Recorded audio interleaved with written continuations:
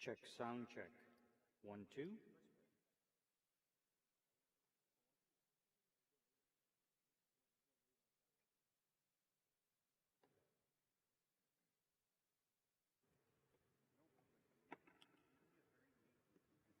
Check, sound check.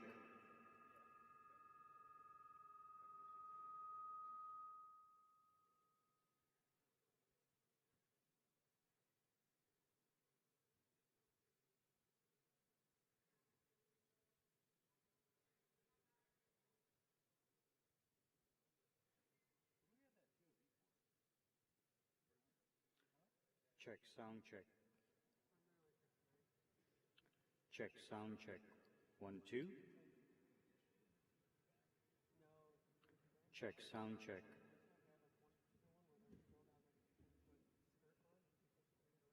Check, sound check.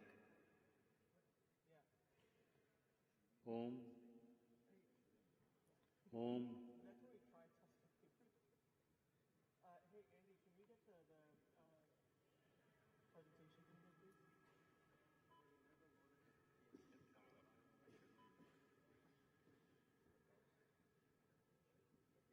get the presentation from here, please?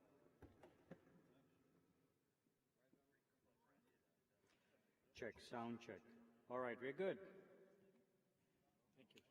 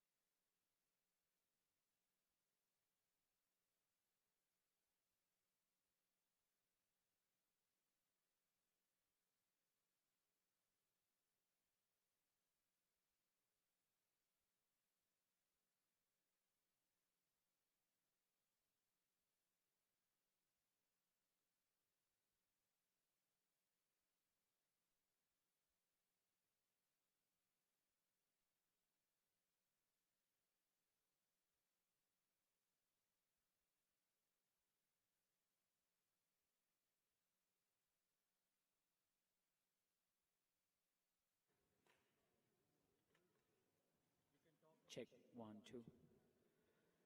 Kirk, are you getting the feed? Kirk? Check, 1, 2. Kirk, let me know if you can hear this feed. Check, 1, 2. Mic testing, check, 1, 2.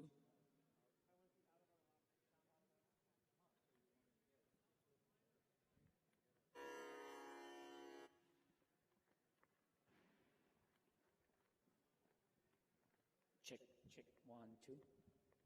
Can you hear me? Kirk? How's the feed? Check. This is my check, 1, 2. Check. Hey. Check, 1, 2. No. This. Check, 1, 2. You're getting it now, Kirk? How is it? Clear? Keep check, 1, 2.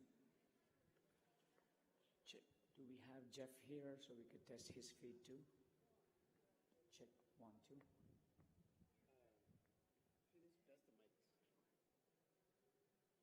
Yeah, I think.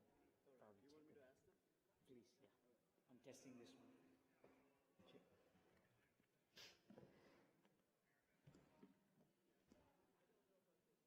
Check, 1, 2. Check, 1, 2. Mic testing. Check. Hello.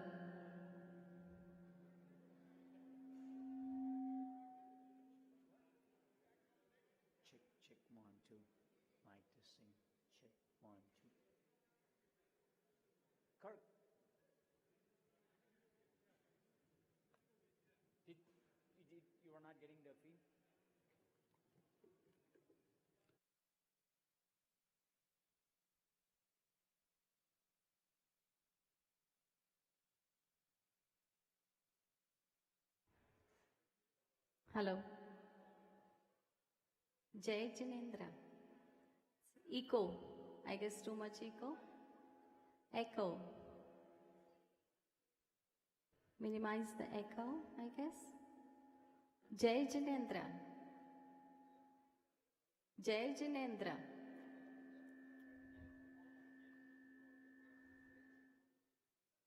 Hello.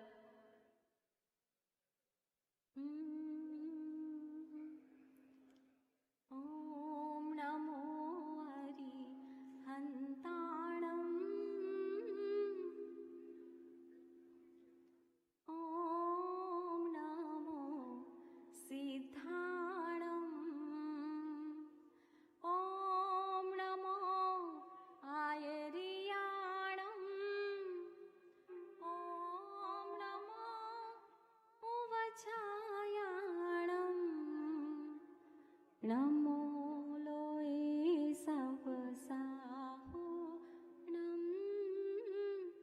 Eso Panche Namo Karo. Is it okay? Check. It was wonderful. Wonderful. Thank you. So is this the good distance I should stand? Yeah, you're doing just perfect. Okay, great. Thank Thanks. you.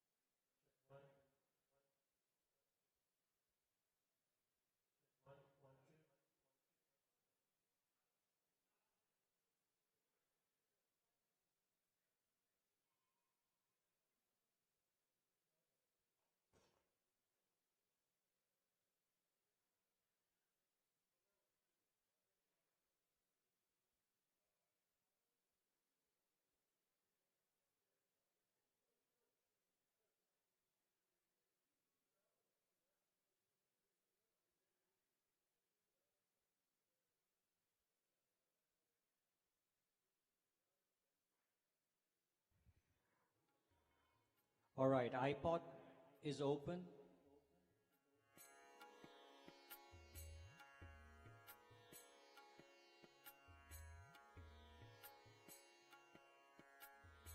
You need a mic, please. Oh, perfect. Thank you. On from this. Okay. Sorry might for as the well. delay, Persh. Huh? Sorry for the delay. Oh, you're totally fine. Thank you.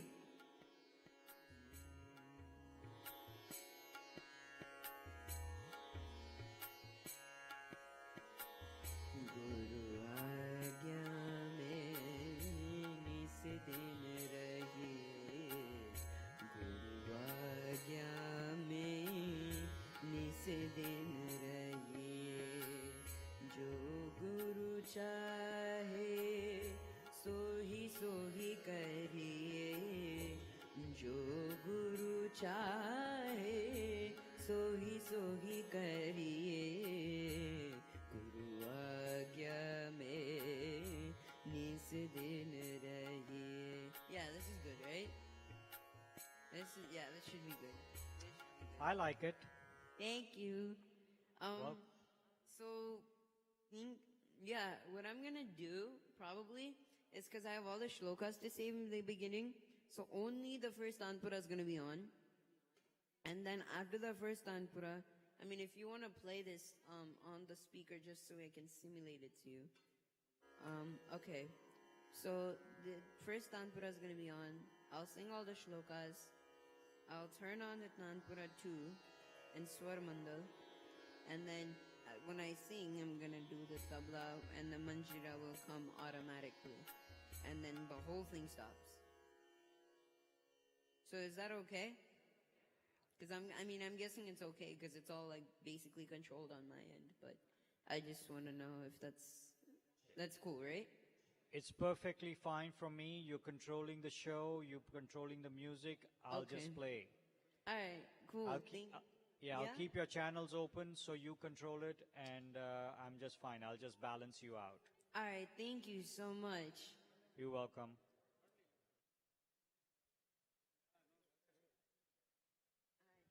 Amit, you muted his iPod or his phone? iPod muted. Cool, thank you.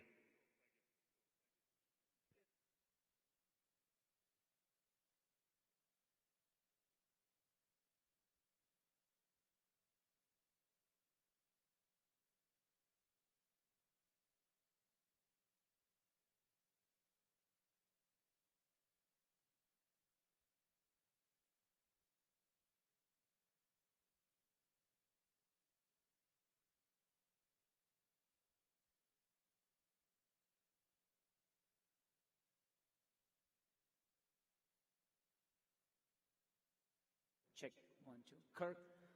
Kirk, can you check the line feed to the camera, please? Also Jeff too, please. Check test 1, 2. Check 1, 2. Check 1, 2. You getting it? Very low on the bus. How about Jeff? Can you get it? But is your volume high for you, Jeff? High enough? Check. How about here? Can you go up on the camera? See if it'll. Check 1, 2. Check 1, 2. Test check 1, 2. There's a bus. No. I don't have any Check. stuff plugged in. We're all battery powered. No, I mean, but It's plugged in, but Check. still it doesn't matter because we're on two different power. yeah. No, I was talking about the XLR. You got a ground list on your camera at all? No, because we're on battery Check. powered. Oh, okay. That doesn't make sense. But we still probably Still can check so you guess. Check 1, 2. Check 1, 2. Hey. Check mic check 1, 2. 1, 2. Check. That was check.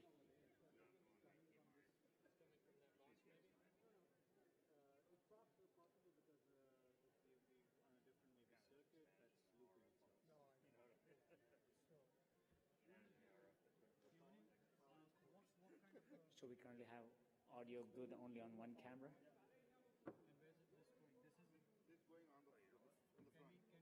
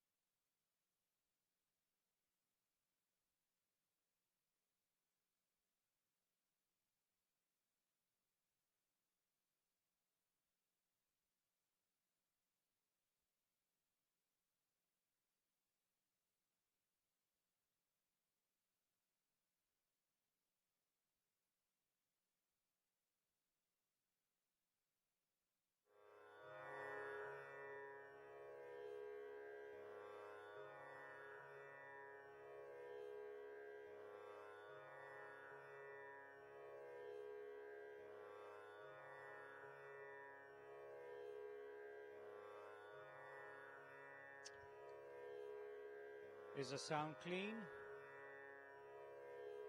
That's a thumbs up. Thank you.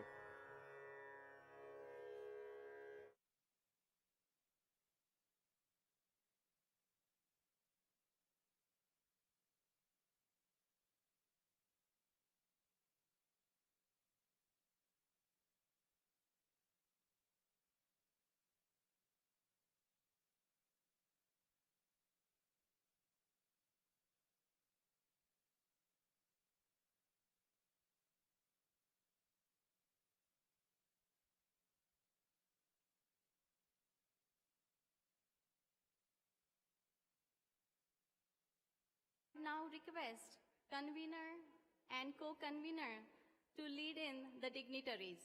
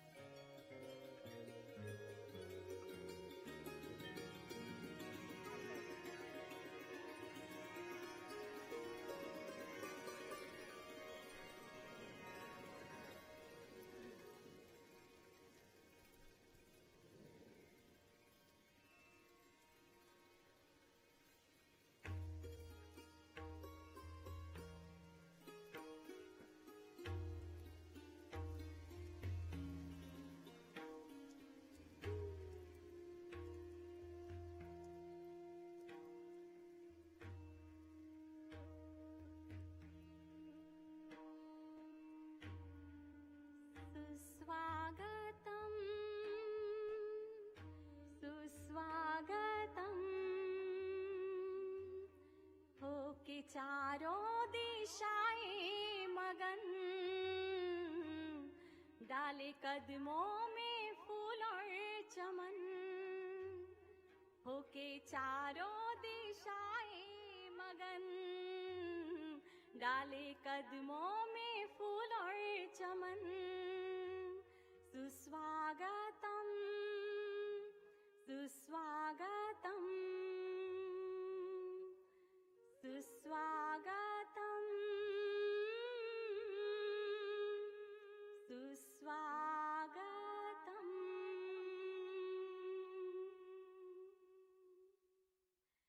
शत शत वंदन उस शक्ति को जिसने सुंदर संसार रचा, सुख दुख समता ममता गरिमा और विरह श्रृंगार बना, दिव्य चांद सी सूरज ज्योति और अमावस का अंधकार बना। शत शत वंदन उस शक्ति को जिससे सुंदर संसार बना। त्रिलोकीनाथ, विश्व वंदनीय अहिंसा के पुजारी भगवान महावीर स्वामी के चरणों में कोटि कोटि वंदना। पूज्य श्री सद्गुरु जी, रिस्पेक्टेड डिग्निटरीज, उपस्थित परम पूज्य साधु जी, परम पूज्य साध्वी जी, and wonderful audience. On this beautiful morning, on behalf of the Jaina Convention 2019 committee, I, Savita Jain, welcome you all to the most happening convention yet. We are very fortunate to have all these wonderful personalities with us today.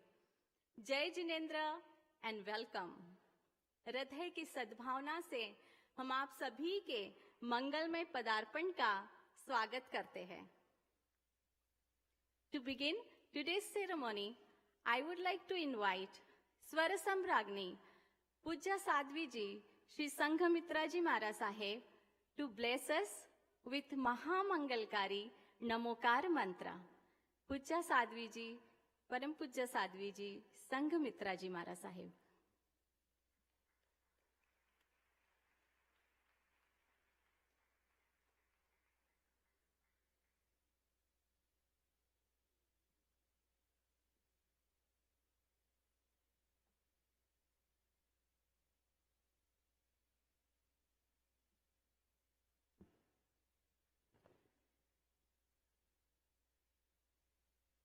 जय जिनेन्द्र।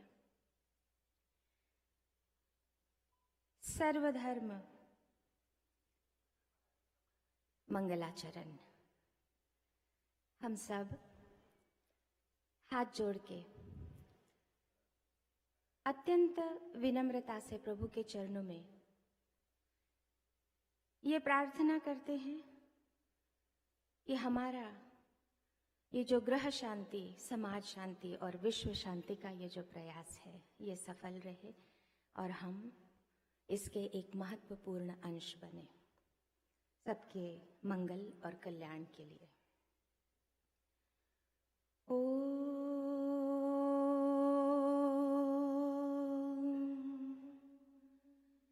नमो अरहन्ताणं, नमो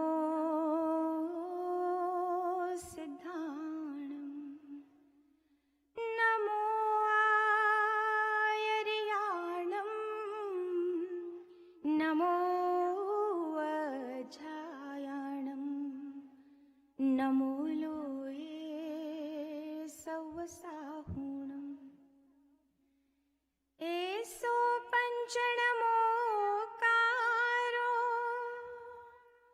सवपावपणासनो मंगलाणं च सवेसे पढमं हवै मंगलम्, पढमं हवै मंगलम्। ईशावास्यमिदं सर्वं यत्किञ्च जगत्यां जगत्, तेन त्यक्तेन भुञ्जीथा मा घृतः कस्य स्विद्धनं। यं ब्रह्मा रुद्रमरुतस्तुन्वन्ति दिव्यैस्तवैः, वेदैः साङ्गपदक्रमोपनिषदैः गायन्ति यं सामगा। ध्यानावस्थिततद्गतेन मनसा पश्यन्ति यं योगिनो, यस्यान्तं न विदुःसुरासुरनर। देवाय तस्मै नमः। मूकं करोति वाचालं पङ्गुं लङ्घयते गिरिं, यत्कृपा तमहं वन्दे परमानन्दमाधवम्। या कुन्देन्दुतुषारहारधवला, या शुभ्रवस्त्रावृता, या वीणावरदण्डमण्डितकरा, या श्वेतपद्मासना, या ब्रह्माच्युतशङ्कर प्रभृतिभिर्देवैः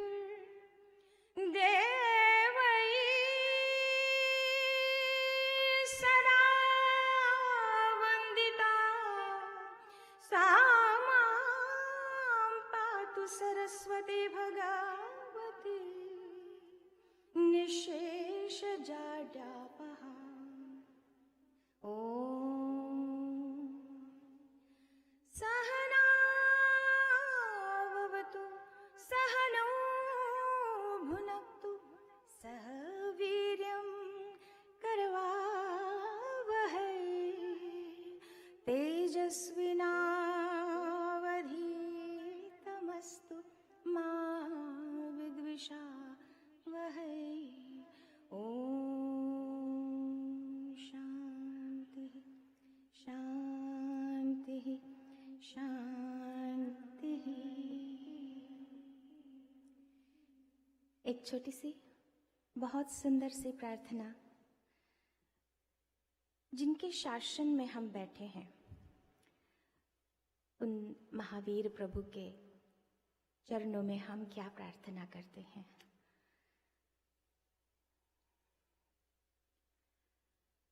मैं चाहती हूँ जहाँ भी आपको लगे साथ गाना है, क्योंकि यह हम सब की भावना है, तो हम सब मिलके साथ गा सकते हैं। मत भूल वीर की वाणी को, मत भूल वीर की वाणी को, गंगा जल जैसी है निर्मल। तू सत्य अहिंसा और दया की जोत से जोत जलाता चल। मत भूल वीर की वाणी को, छोड़ो हिंसा प्रतिहिंसा को, और कड़वा कभी नहीं बोलो।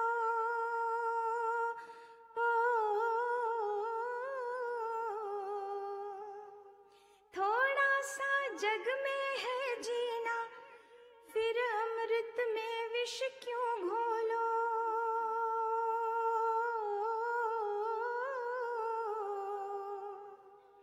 सब जीवों से हो मैत्री भाव, सब जीवों से हो प्रेम भाव, और कदम से कदम मिलाता चल। तू सत्य अहिंसा और दया की जोत से जोत जलाता चल। मत भूल वीर की वाणी को, ये जीवन चिंतामणि है, तुम इसको समझो और समझाओ।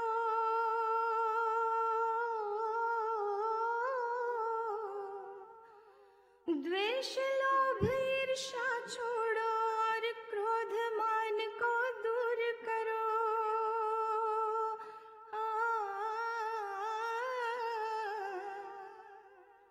मत याद रखो कोई भेद भाव, मत याद रखो कोई भेद भाव, और प्रेम का दरिया बहाता चल। तू सत्य अहिंसा और दया की जोत से जोत जलाता चल। मत भूल वीर की वाणी को, युग बीते सदियां बीत गई, ये वाणी रहेगी अमर सदा।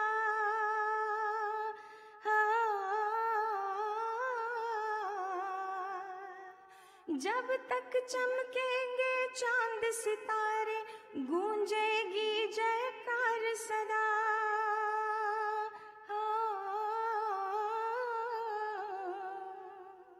गर वीर तुम्हें बनना है तो, गर वीर तुम्हें बनना है तो, तू वीर के ही गुण गाता चल। तू सत्य अहिंसा और दया की जोत से जोत जलाता चल। हो, हम सब साथ गाएं। हो,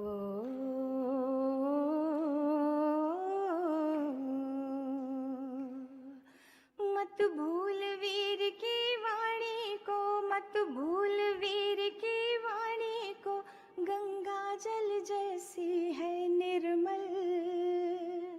तू सत्य अहिंसा और क्षमा की जोत से जोत जलाता चल। मत भूल वीर की वाणी को। जय Jhulelal.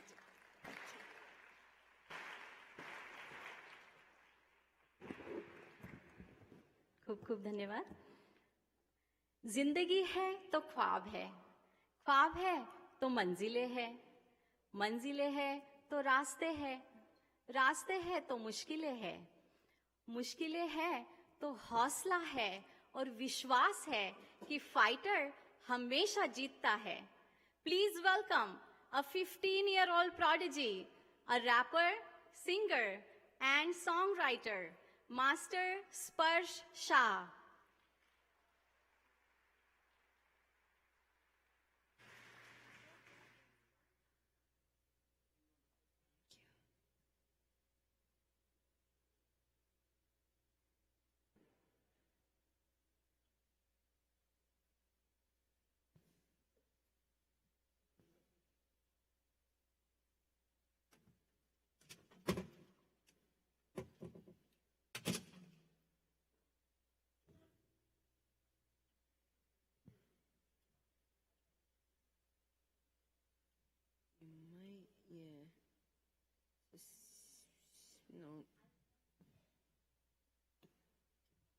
think there's a stopping point to it anyway, so it should. Master Sparsh is getting ready. Here we go. आपके जोरदार तालियों के बीच आमंत्रित करती हूँ मास्टर स्पर्श Shah.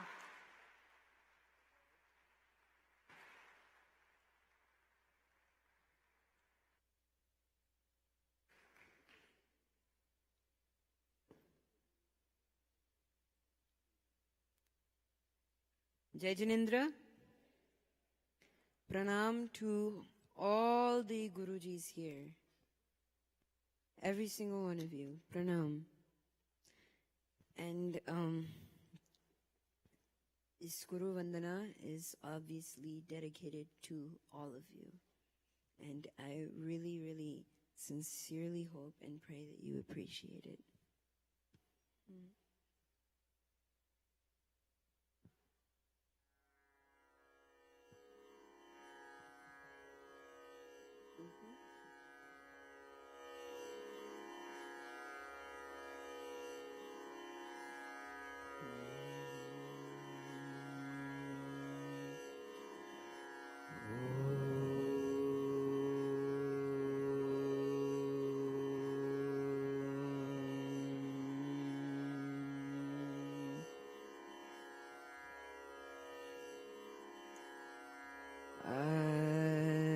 Adimam Prithvinatham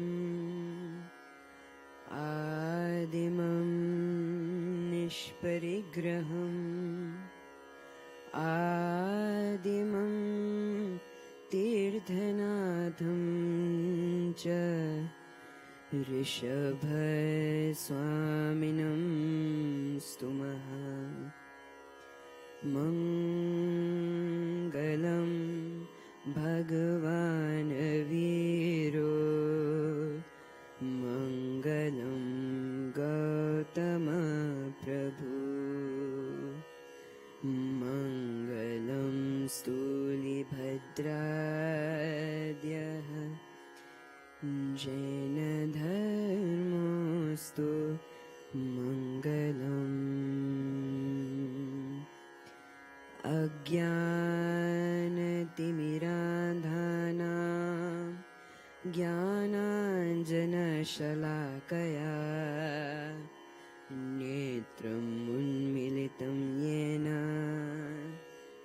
Tasmai Sadgurave Namaha समझे बिना जिस स्वरूप को पाया दुखानंद समझाया तत्पद वंदन श्री सद्गुरु भगवन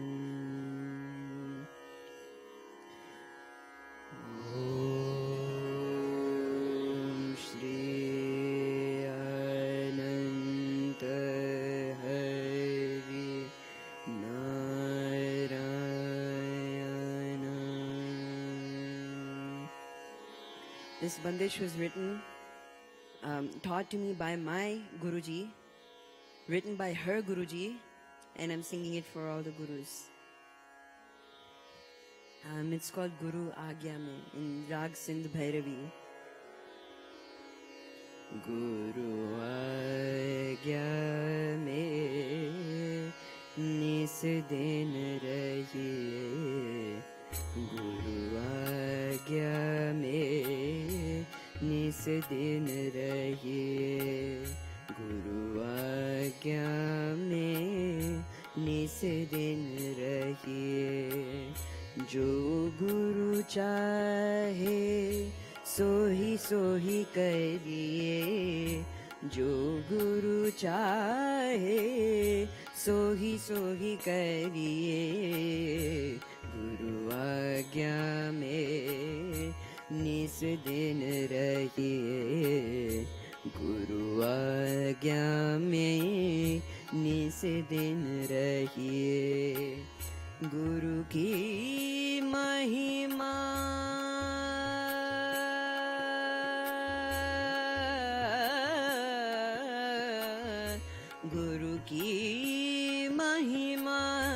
अपरम पार गुरु की महिमा अपरम पार अक्षर ओम में करत विहार अक्षर ओम में करत विहार गुरु चरणन रज मस्तक धरिए गुरु चरणन रज मस्तक धरिए भव सागर हंस हंस के तरिए गुरु आज्ञा में निस दिन रहिए गुरु आज्ञा में निस दिन रहिए निस दिन रहिए निस दिन रहिए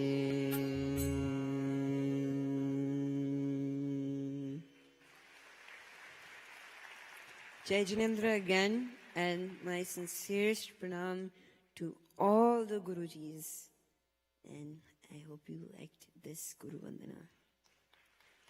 Jai Jinendra again.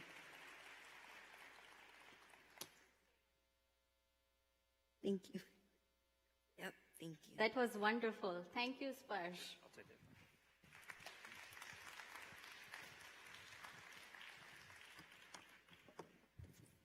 हमारी मंगलमयी परंपरा को कायम रखते हुए आइए करते हैं दीप प्रज्वलन. I would request convener and co-convener to please lead the dignitaries for deep prajwalan.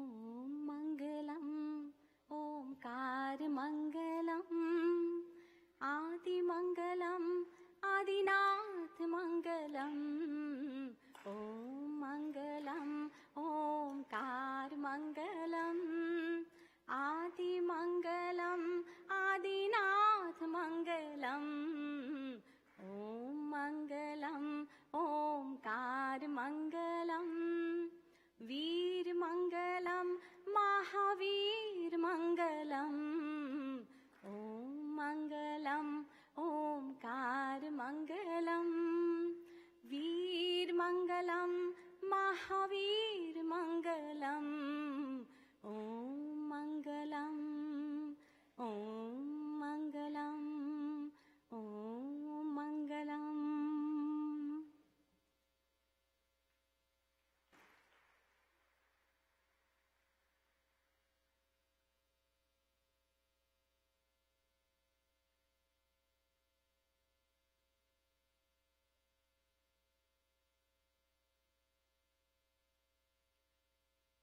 Now I would like to invite on stage Mr. Mahesh Ji Wadar, the man responsible for planning this convention, to announce the commencement of Jaina 2019. आपकी जोरदार तालियों के साथ Mahesh ji whether.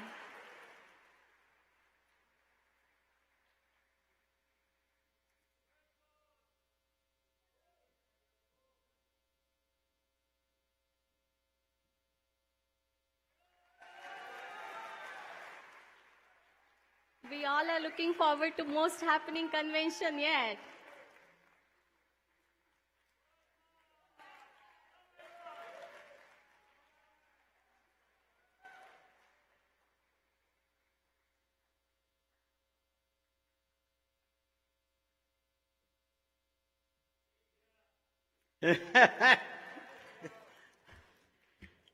जय जिनेन्द्र,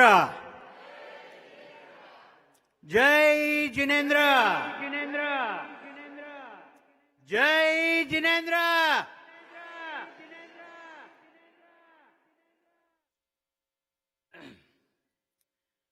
मंच पर उपस्थित आध्यात्म साधना के शिखर पुरुष, श्रमण संस्कृति के महान सूर्य चंद्रमा के समान ओजस्वी तेजस्वी आचार्य भगवंत, साधु साध्वी, श्रमणी वृंद, उपस्थित बंधुओं और बहनों,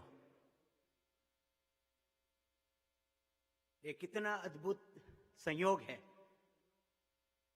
कि जैना कन्वेंशन 2019 जो कि 20वां कन्वेंशन है और चर्चा होएगी 21वीं शताब्दी में जैन धर्म पर।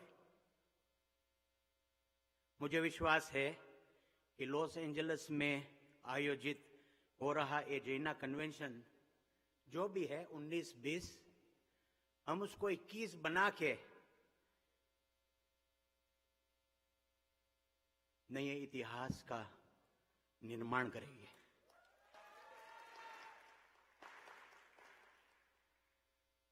मैं इस अवसर पर सभी आचार्य भगवंत, साधु साध्वी, श्रमणी जी का हार्दिक वंदन करता हूं, अभिनंदन करता हूं और आप सभी साधार्मिक भाई बहनों का अभिवादन सहित स्वागत करता हूं।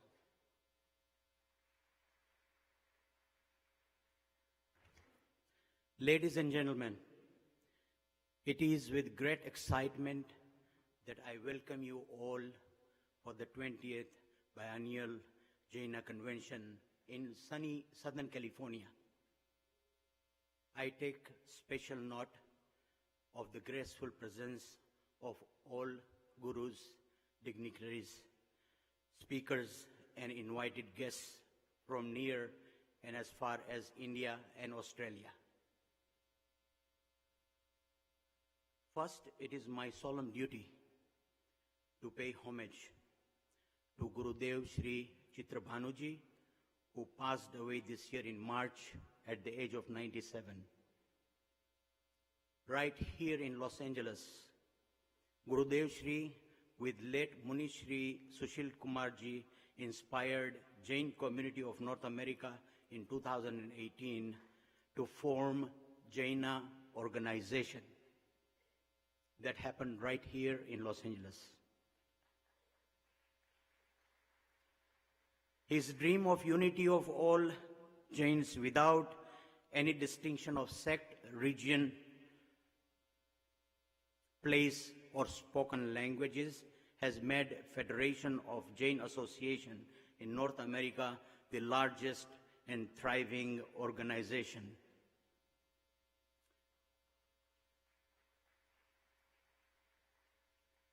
This is the first Jaina convention that we have is without his presence and guidance. I would humbly request everyone to please rise up to observe a moment of silence at this time in his honor.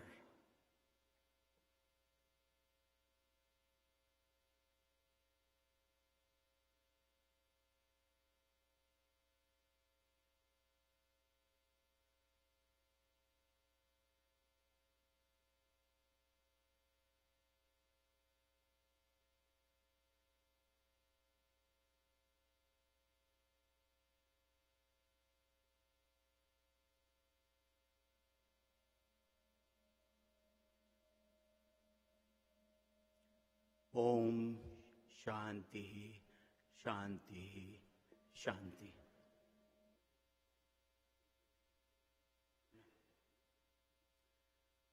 Let me introduce our two co-conveners, Dr. Jaswant Modi and Dr. Nitin Shah, who are the backbones of this convention. Please. Jaswant Bhai, Dr. Jaswant Bhai. The Jaina Convention is not just about and for Jains. It is not a convention of Shwetambar and Digambar Jains. It is about value.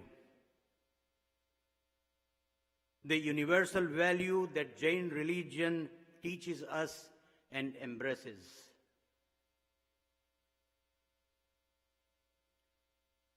This next 3 days are the days we have all been waiting for. Wisdom from Acharyas, Gurudevs, and over 90 speakers. Religious practices in temple with Shikhar and Bhamti, with Chovisi, as you have seen and attended it yesterday. There are three-dimensional depiction of Jain stories in the temple. Delicious meals, entertainment, exhibits, and a visit if anybody needs to go to Jain Center of Southern California. We have that arrangement.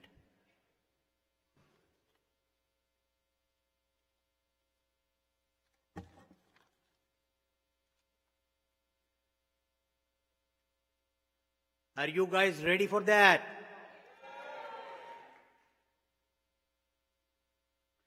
Our team of over 600 volunteers and 45 committees has spent hundreds of hours to present you a meaningful and satisfying Jaina Convention. They have been working with full dedication for the past 1.5 years. They definitely deserve a louder applause.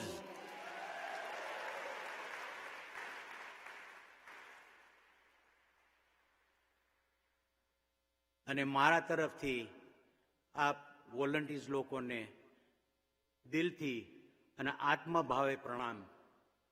It is unbelievable the amount of work that they have done. I don't have words. I cannot express the words how I would say thank you. If you like what you see here, and if you meet anybody that has a shirt that says volunteers, please thank him. They will get inspired. Thank you. We have chosen the theme of the convention to be Jain religion in the 21st century. We feel that the practice of Jain principles of ahimsa, anekanvad, and aparigraha can help solve many problems in the world today. These three ideals can bring world peace, bring lasting happiness in our lives, and enrich our lives with spiritual prosperity.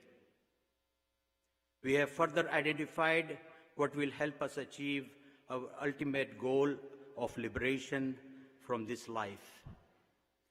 We believe that seva, satsang, samarpan, sadhana, and self-realization are the steps on a spiritual ladder that will take us higher towards liberation. We are extremely fortunate to have more than 90 world-renowned spiritual guides, scholars, and practitioners to share their wisdom on these 5 topics. I wish to end here by paying tribute to late Gurudev Sri Chitrabanuji once more, by all of us together reciting his beloved song, Maitri Bhavana. And with that song, I now declare the convention open and let the festivities begin.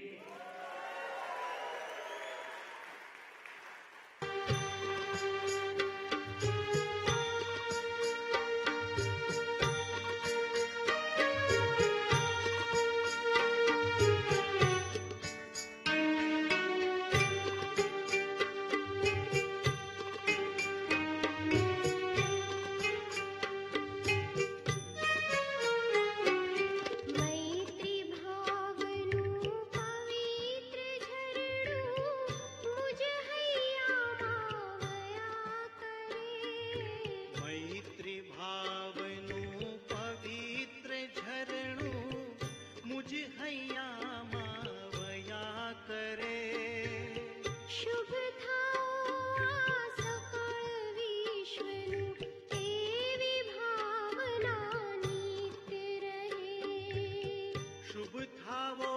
આ સકળ વિશ્વનું એવી ભાવના નિત્ય રહે.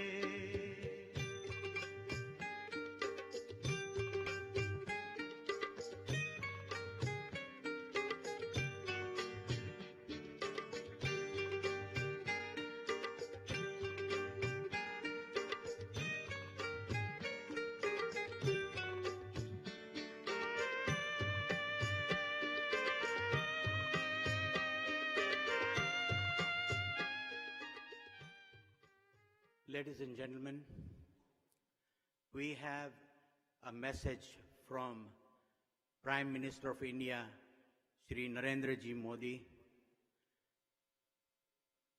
He sent this message just a couple of days back, and I'm going to just read it for you.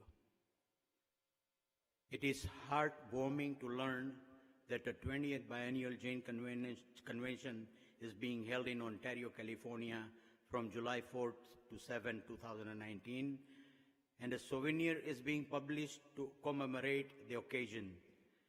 Jainism is rooted in the concepts of ahimsa, non-violence, anekantvad, multi-sadness, and aparigraha, non-possession. It emphasizes practicing ahimsa in everyday life, in words and deeds. Lord Mahavira delivered the message of protection of the smallest species of the universe through non-violence. In today's world, aparigraha is must to usher in peace and harmony by moving away from innumerable desires. These concepts hold an added significance and relevance for today's society. The life, teachings, and thoughts of Lord Mahavira can act as a beacon not only for our nation, but for the entire humanity across the world. I'm sure that the participants at the convention will imbibe the message of compassion and equality propounded in Jainism. My best wishes for all-round success of the 20th Biennial Jain Convention. May the souvenir propagate and popularize these messages for the Jain community and the Indian diaspora.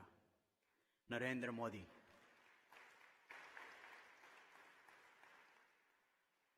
Jai Jinendra. Thank you. Thank you, Mahesh uncle.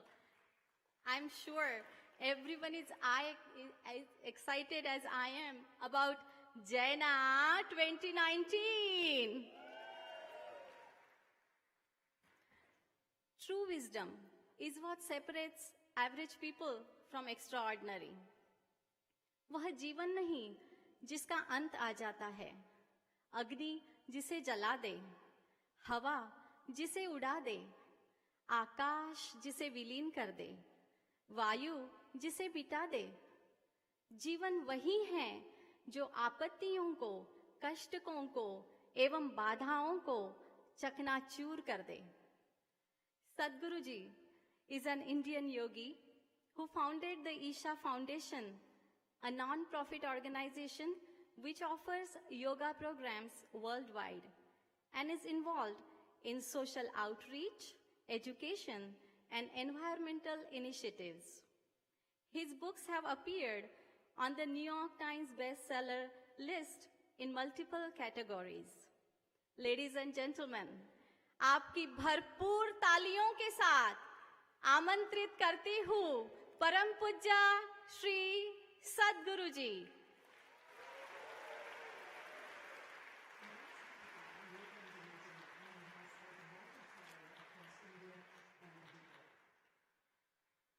In the next half hour, you're going to meet a man who has a devoted following across India and indeed around the world. While yoga and meditation are at the core of his teachings to promote individual growth, the work of the foundation covers conservation, education and health. And you'll find him astonishingly pragmatic on a range of very modern-day problems. Let's meet Sadhguru. For the very first time in the history of humanity, we have the necessity.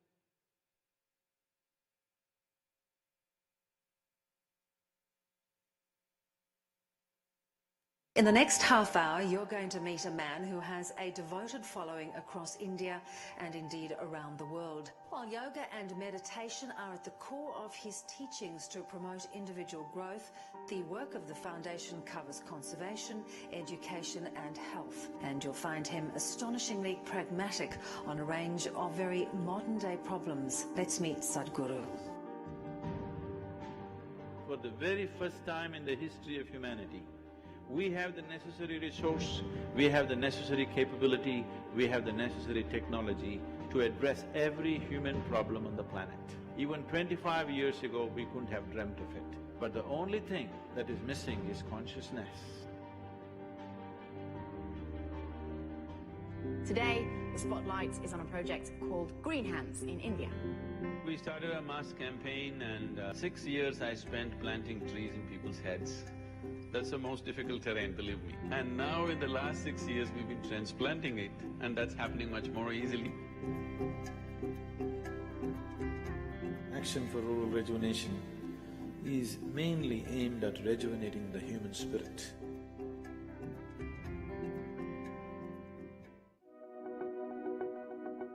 This is an incredible movement that is started in Tamil Nadu. We want to see that this happens to the whole country. The idea is not necessarily about developing competitive sport, but the important thing is to bring the spirit of sport and revitalizing rural societies. Isha Outreach को वर्ष 2018 के लिए राष्ट्रीय खेल प्रोत्साहन पुरस्कार से सम्मानित किया जाता है। सद्गुरु जगदीश वासुदेव, संस्थापक Isha Outreach. English and computer skills are very essential to make these children come out of the hopeless economic and social pit they are in. If you could first tell our viewers, what is the idea behind it? Initiative, insight, which is more specific towards entrepreneurs. Whatever the nature of your business, ultimately, it is all about human well-being. Isha Foundation, a non-religious, non-profit public service organisation headquartered in southern India. Sadhguru has established Isha Institute of Inner Sciences in North America as a space for inner transformation and complete well-being. Surrounded by the serene forests of the Cumberland Plateau, Isha Institute attracts visitors from around the world for its unique programs and special events. You engineered the outside world in so many ways, but we've done nothing about this one. If you want to know well-being, in is the only way out. This is what I want to teach you too. That is, you can be completely intoxicated without any drug, just on life. This is a shift from wine to divine. We are tracking a mammoth movement, an incredible rally starting from Kanyakumari, reaching up to the Himalayas, all in a month with the sole purpose of rejuvenating India's rivers. Every state is responding. This is concurrence and this is wonderful. I'm very happy that Sadhguru has taken up this cause. It should also become a people's movement for our own survival, for the survival of our children. We are launching a campaign called Youth and Truth in the month of September. Youth and Truth, unplug with Sadhguru, ask whatever you want. I want to know the truth about ambition. Technology, astrology, self-doubt. What is the appropriate age to have sex? Why do we have to wear a tie or a proper dress code in our placement?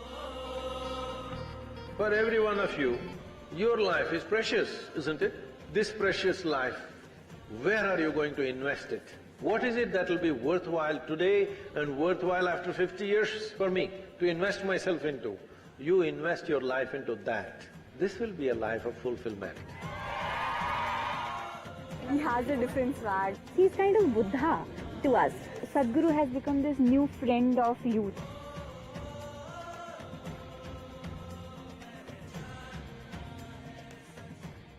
If you have to describe yourself in one word, would you consider wildlife as 2 words or 1 word?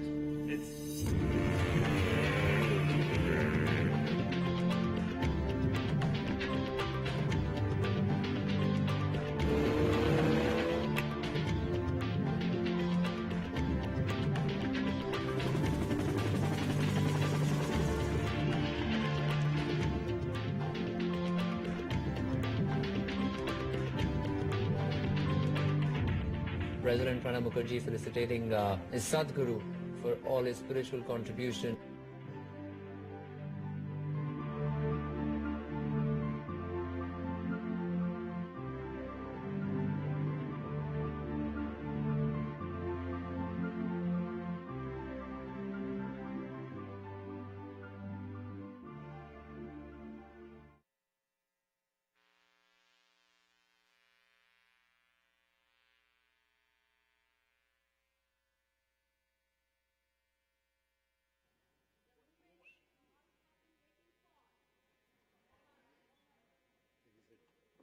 Hello. Ladies and gentlemen, the moment we'll all have been waiting for is finally here. Param Pujya Sadhguruji.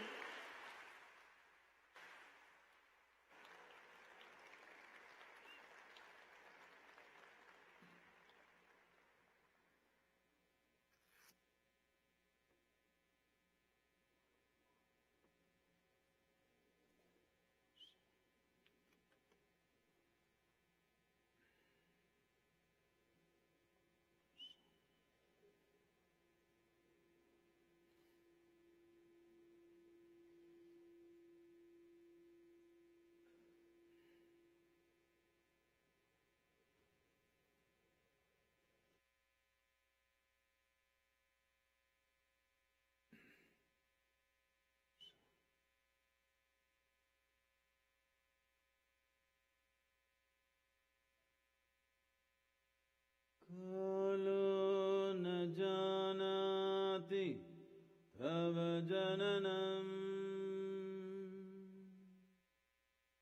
Kalo na janati tava samapanam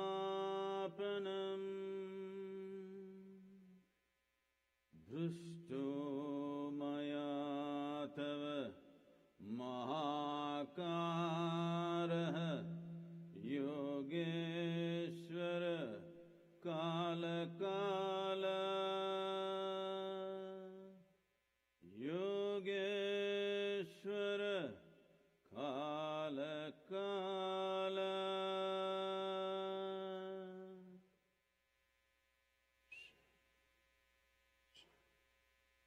Namaskaram, Namaskaram to everyone.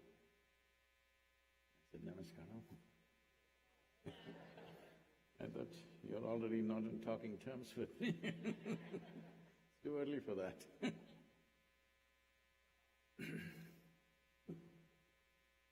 Well, culture of peace. This happens to be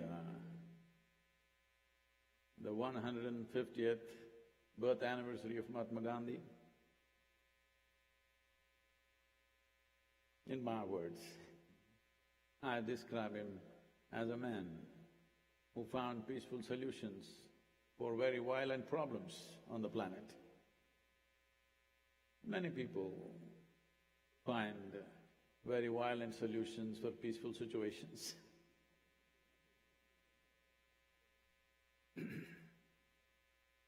So what does peace mean? If we don't mess with anything, it's peaceful.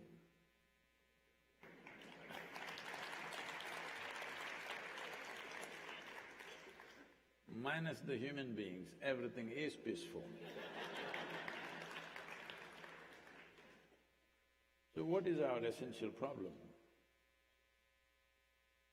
You have definitely heard of Charles Darwin. He said, you were all monkeys, it was him, not me. Okay. You were all monkeys and you became human. He also said other things. He said maybe a goat could have become a giraffe in so many millions of years. A pig could have become an elephant in many more million years. But a monkey became human rather quickly.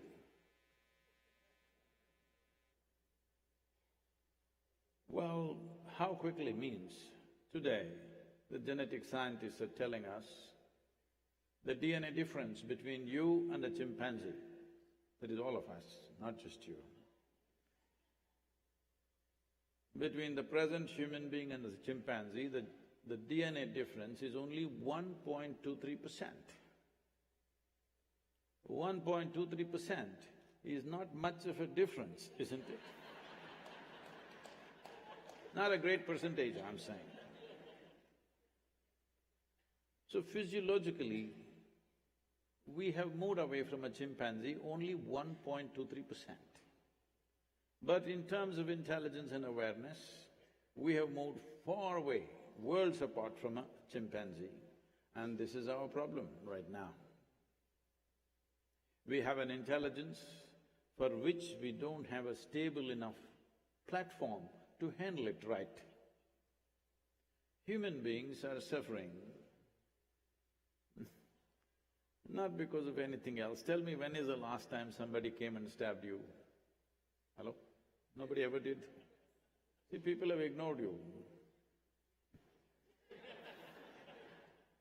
I'm saying how much suffering is actually coming from outside. Minuscule, if any, isn't it? If you happen to be in a war zone or a famine or something, that's a different matter, we will excuse that. But for you, how much suffering is coming from outside? Minuscule, isn't it? The rest is all in self-help.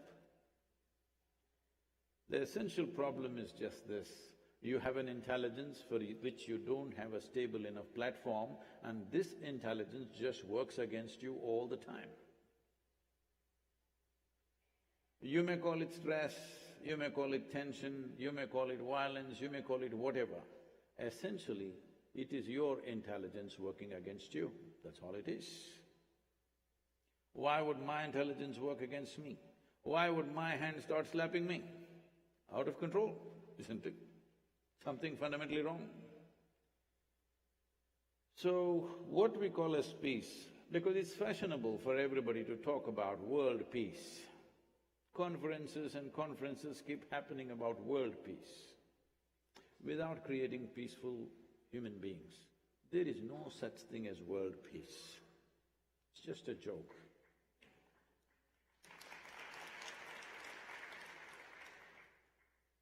To shout a slogan for world peace, one Sunday morning you can go out, shout and go home and do your nonsense. But to create an individual human being, you need to be a Mahavir. Yes. You must have the courage to tackle the basis of violence within yourself. You must have the courage to address most fundamental issues of who you are. So, let's not talk about world peace. Individual human beings being peaceful is the way you can create a culture of peace. Every transaction, whether it is marketplace or marriage, every transaction there is a possibility of friction. Hello? Married people are all mum. Every transaction is a possible friction, isn't it? Unless there is a little culture of peace, every transaction can become violent. Different people handle this differently. It once happened, there was a man who was abusive to his wife, verbally violent, many times even physically violent, but she always remained peaceful. One day it struck him, how does she manage this, whatever I do? So one day he asked her, I abuse you badly, but you're peaceful. The other day I spat on your face, you were still peaceful. I kicked you, you're still peaceful. How do you do this? She said, I clean the toilet. What?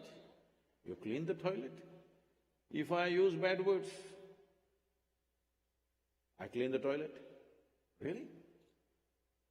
If I spit on you, I clean the toilet? Really? Even if I beat you, yes, I clean the toilet. How does it help? She said, I clean the toilet with your toothbrush.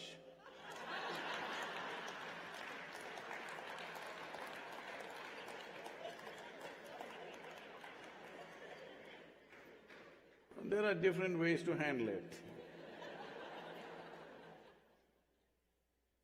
Right now, we have this idea in the world that if we don't shoot at each other, we are peaceful. No, we are pointing guns at each other, but we are not shooting. This is not peace. I was just at the League of Nations headquarters in Geneva 3 days ago. I was just looking at the history of this place. Immediately after World War I, we created this League of Nations with a wonderful intent of creating peaceful world, because we saw the horrors of World War I. People must understand this. World War I was as horrible as World War II. Only thing is, it was not as well documented as World War II. Then within a span of another 30 years, one more World War came, which is World War II, and you know much detail about that, I don't have to go into that. Then we came up with United Nations. But since World War II, till 2016 we have statistics, not a single day's break has been there on the planet. Some little battle or war has been going on continuously every day for this many years. So our intentions are fine. We may have an intention to be peaceful. When we see blood, when we see gory, when we see terrible things, we want peace.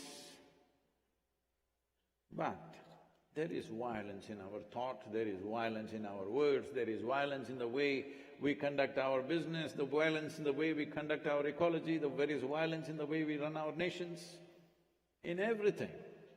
Because fundamentally, we have not settled this one person. Without knowing what it means to be peaceful within yourself, peace is not a dead thing. Because most people think, and most people will, only rest in peace.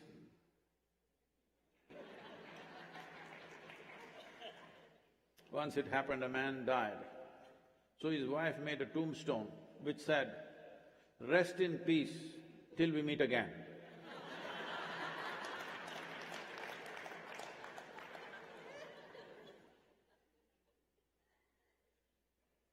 Well, resting in peace is no good.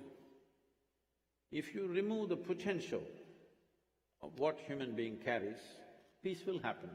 That is, if you remove half your brain, everybody here will sit peacefully. But to keep all the potential of being human and to be peaceful, it takes a certain amount of attention. What is missing is this fundamental attention to find loopholes in who I am, to find loopholes in my own intelligence, to find loopholes in my own behavior, to find loopholes in my own concepts of what is life and what is everything else, and what is me and the other above all. Most human beings are experiencing their life as me versus the universe. Their daily experience of life is me versus the rest of the universe. This is a bad competition to get into. When you get into such a hopeless competition that it is you versus creation, you being peaceful is out of question. Such a thing will not happen. You may be scared of violence, so you may not do it, but that's not peace. Peace means if you sit here, you're in tune with everything else. Well, California, there's a lot of yoga going on here. Well, yoga means twisting and turning and what? Lululemon pants.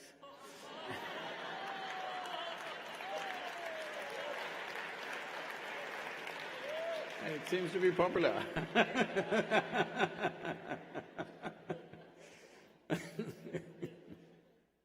So, no, the word yoga means union. What does union mean? See, we are one with the existence, not by choice.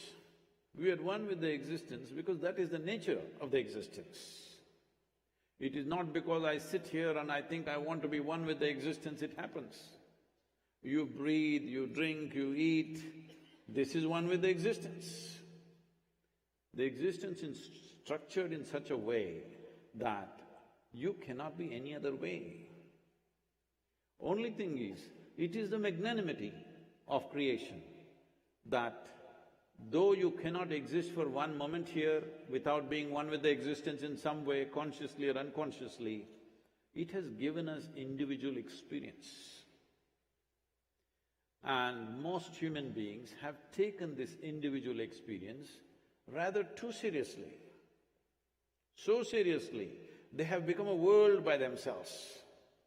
These stupid thoughts and emotions that they have in their head has become a separate world, a totally different creation of its own.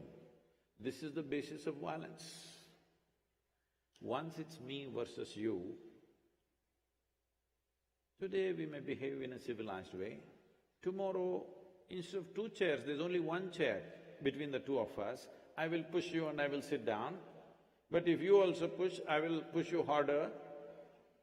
Killing you is just a question of time. Hello? This is the evolution of violence. When it's you versus me about everything in the world, the question of killing is only a progression. It is not a sudden happening. Somebody kills somebody, war breaks out, don't think it suddenly breaks out. We're building it up all the time. All the time we're building it up. One day it explodes. Most people wake up only when it explodes. But if you sit here, being a separate creation from the rest of the creation, you have started the first steps of violence. It's begun. Maybe you think you're peaceful, but no, it has already begun. The struggles will begin slowly, it will progress. It takes some situations to ignite, but it is progressing. This idea, this individual experience, we must understand, though you are just a speck. Speck means, see, in the space, in the vast space of this cosmos, this solar system in which we are is a tiny little speck. Such a small speck, tomorrow morning if the entire solar system evaporates, it will not be missed in the creation. It's that small. In this tiny speck of a solar system, planet Earth is a microspeck. In that microspeck, Los Angeles is a super microspeck. In that, you are a big man. This is not a small problem. This is not a small problem, this is a very big problem. Because we've lost perspective as to who we are in this creation, first of all. In the sense, before you and me, countless number of people have come here and gone, isn't it? Where are they? You think they were all idiots? No, they were also great people. They also thought they're very smart people, but where are they now? All topsoil. Yes or no? This will also become topsoil. But before that, so much circus. Most people don't understand they are a part of this earth till you bury them. Yes. Now if you get it now, it will transform your life. If you get it from the maggots, it's good for the soil, not for you. Because though there is nothing individual about us, we are blessed with an individual experience, which is a tremendous thing. Now the word yoga does not mean twisting and turning and doing something on your head. It means you consciously obliterated the boundaries of your individuality. Once you consciously obliterate the boundaries of your individuality, you have no sense of conflict with anything. This is not in terms of what you will do and you will not do. You will do whatever is needed in the world, that's a different matter. But there is no sense of conflict with everything because you have consciously obliterated the boundaries of your own individuality. When we sit here, this is my body, that is your body, 100%. This can't be that can't be this, clearly separate. This is my mind and that's your mind. Here and there we may overlap, but clearly separate. But there is no such thing as my life and your life. Because this is a living cosmos. You have captured a little bit, I have captured a little bit. Depending upon how much you manage to capture, that is how significant your life will become. All sadhana is only towards this, how to become an enhanced life. Because our bodies and minds, the content of our bodies and the content of our mind is an accumulation. Something that we gathered from the planet, something that we gathered from social impressions. What we gather can be ours, can never ever be us, isn't it? Hello? You're very serious crowd, huh? I want you to understand this. The only and only reason why the whole world is not naturally enlightened is they have taken themselves too seriously. You have taken yourself too seriously. You think you're a big thing. No, you're just a pop-up on the planet. You pop up and pop out.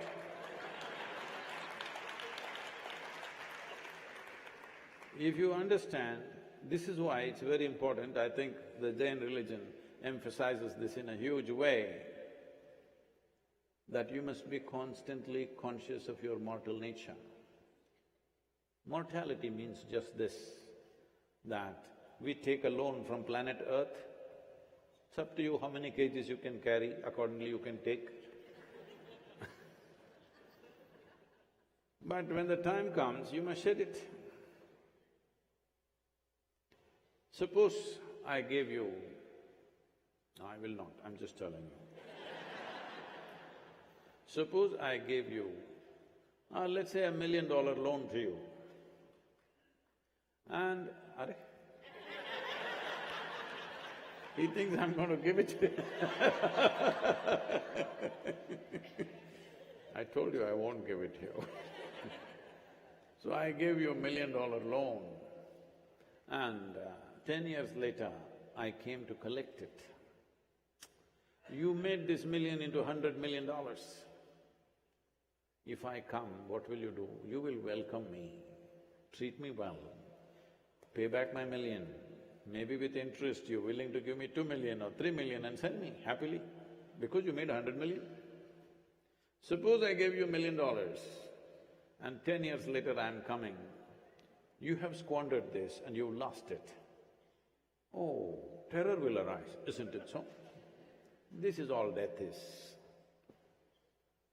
Terror will arise because you've done nothing out of this. If you've done something fantastic out of it, all earth gave you is soil. Out of that, if you make something really fantastic, when time to pay back comes, what is a big deal? You pay and go. This is why the practices of Santhara and Mahasamadhi, these things are very significant, because we want to pay back loan consciously. We don't want to be defaulters who will be pursued. Whatever the Indian mythology, Yamadharmaraja need not come sitting on his buffalo chasing you. When you think it's time to pay back, you pay back. Once you know how to conduct your mortality gracefully, there is no violence in you. This is all.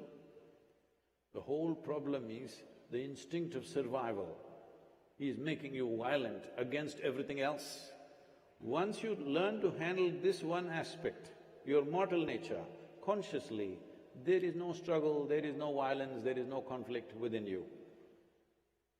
People keep asking me, Sadhguru, I've been doing sadhana for so long, I feel very peaceful and wonderful, but how do I know?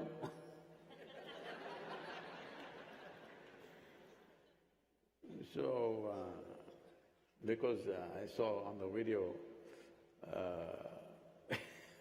they showed me a king cobra in my hand. So I tell them, we'll put you through a cobra test. Cobra test means this. You must know this.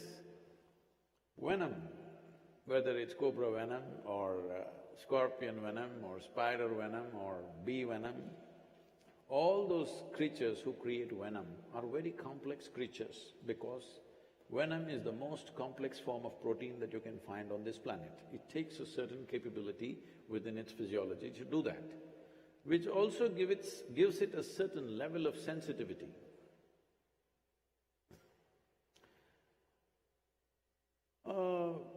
I learned this very early on. I saw when I was 6, 7 years of age, if I walked into a jungle and picked up a snake just like that, it simply came without any resistance. No other animal would come like that effortlessly. But if you show little anxiety, it'll bite you.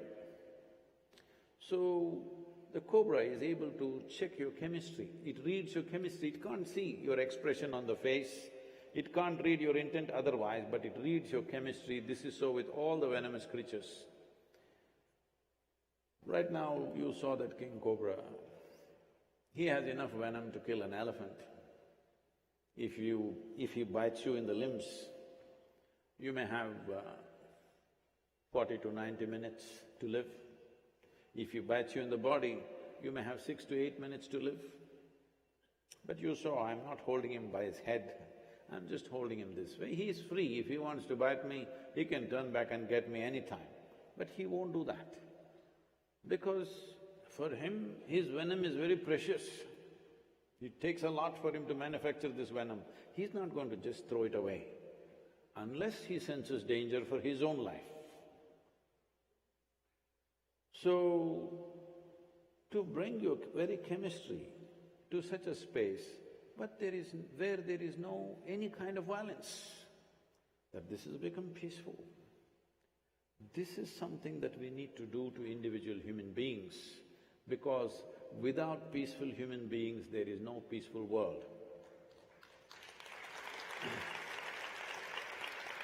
Well, this involves many things, the way you sit, the way you stand, what you eat, how you breathe, many aspects.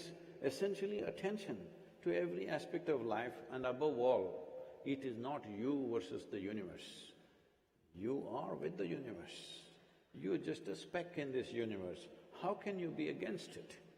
How can you even imagine that your individual existence is a serious existence? It is not.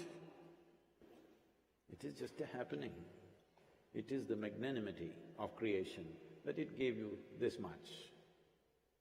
How does one come to this?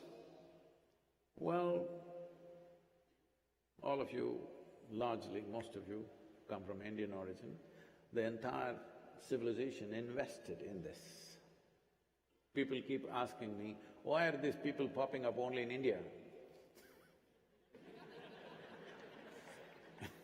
These guru creatures, why are they popping up only in India? I keep telling them, see, for example, United States. Yesterday was the 243rd Independence Day celebrations. About 150 to 160 years ago, if you look back on United States, 97% of the US population was illiterate. Today, probably there's not a single person, everybody can read and write, they may not be educated, but they're not illiterate. How does this happen? The infrastructure of schoolrooms and teachers were created. Because of that, today everybody can read and write. Similarly, in India, for thousands of years, we created infrastructure, both physical and human infrastructure, to ensure that people focused on the inner well-being of the human being. This is not 1 or 2 days, thousands of years of investment. So there is dividend. Disruptions happened. Disruptions happened because of over 1,000 years of occupied life. But you must see this. Wherever these occupations happened in any other part of the world, nothing of their original culture remained. Normally they occupied them only for 100, 200 years and it was totally taken away. Over 1,000 years of occupation. Still we have managed to keep, well, tattered quite a bit, but still we've managed to keep it alive. It is time to revive once again in a big way, because we are coming to a place in the world, we are coming to a time in the world. As human beings, we have reached a place, as a generation of people, we have reached a place where never before humanity knew these kind of comforts and conveniences as you are enjoying right now in this world. Never before human survival was as well organized as it is organized today. Never before we had the capability to communicate with people as we can communicate today because of technology that we have.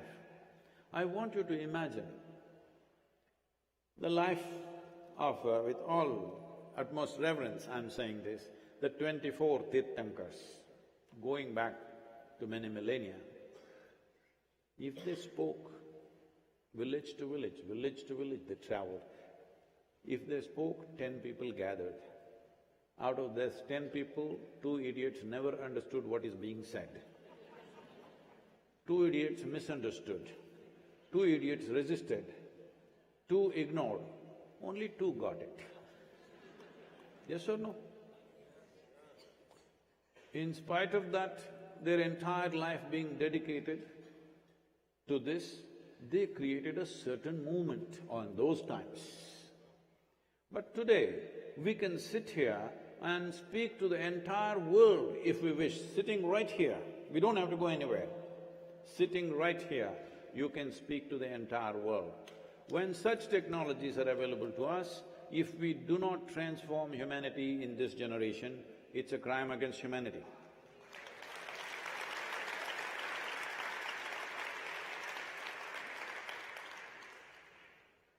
People keep asking me, Sadhguru, you use technology, you do this, do that.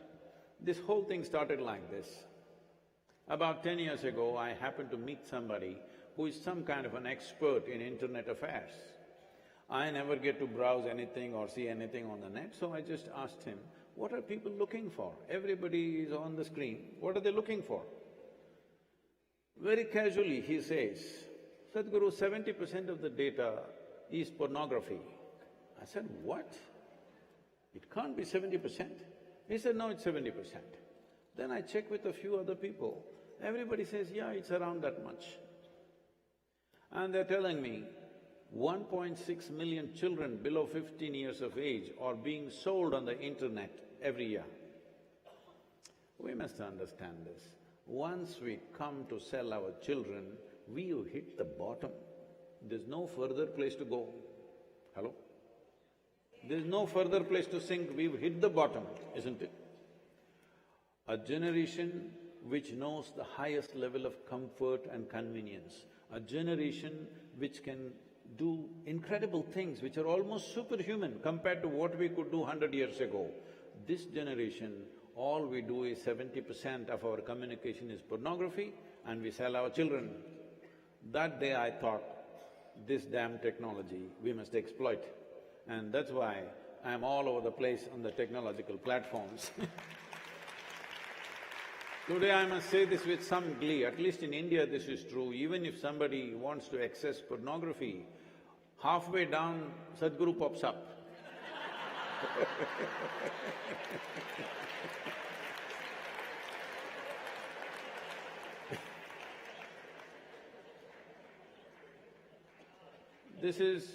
This is a time, this is a very unique time in our lives because for a long time we've been trying to settle human beings with the promise of heaven.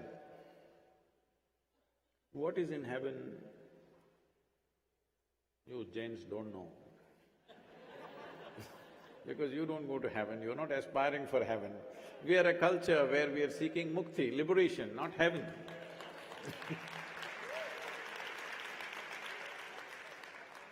But it's good to know.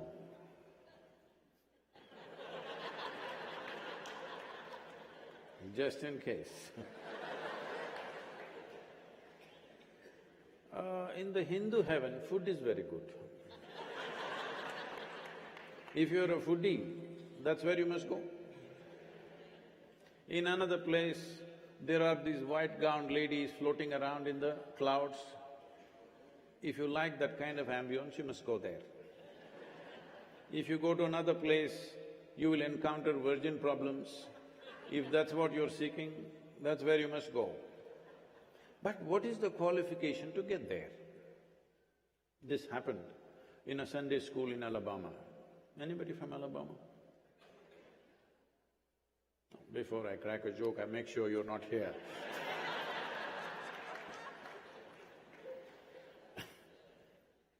So, the Sunday school teacher was going on full fire. Unfortunately, the audience were not like you, they were all tiny tots, catch them young policy.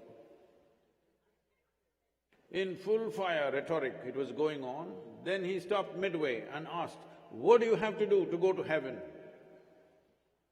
Little Mary in the front row stood up and said, "If I scrub the church floor every Sunday morning, I will go to heaven." Absolutely.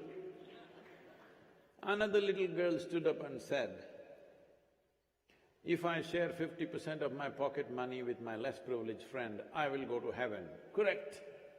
Another little boy stood up and said, "If I help those who are in need, I will go to heaven." Correct. Little Tommy in the back bench stood up and said, "You got to die first."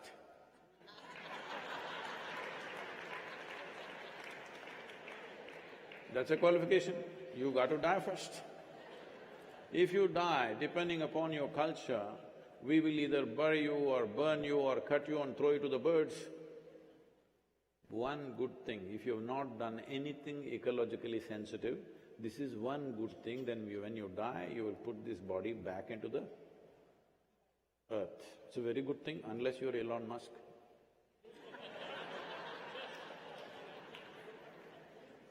This is a piece of this planet, must go back, isn't it? If you leave it willingly, it's best, otherwise anyway it'll be taken. So you left your body here, you went to heaven, you don't have a body. Now what do you do with good food and virgins? So I'm telling you, once people start thinking logically and asking questions, heaven will start collapsing. Today in any group of people, if you ask them, how many of you believe you will go to heaven? Out of 1,000 people, 2-3 people raise their hands. Just 100 years ago, if you asked this question, 80% would have raised their hand. What does this mean? Heaven is collapsing. But as heaven sellers lose their market, drug peddlers will gain their market. Yes, it's beginning to happen in a big way. Consumption of alcohol and drugs is massive and multiplying manifold. But we have a cusp of approximately, I would say, 15 to 30 years. In these 15 to 30 years, if we do not teach people how to simply sit here and be blissed out by your own nature, believe me, in another 50 to 60 years' time, 90% of humanity will be under the influence of drugs and alcohol, if we don't do this work now. So this time that we are here as a generation is very important, because this is a transition where heavens have collapsed, drug peddlers are gaining market. This is the time to show people how this is the greatest chemical factory in the universe right now. Whatever you want to do with this, the highest level of experience you can have, if you know how to manage this, if we don't teach them this, they will go under chemical influence. I am not even looking at this morally, it's not a moral issue for me, somebody drinks, somebody drugs, it's not a moral issue for me.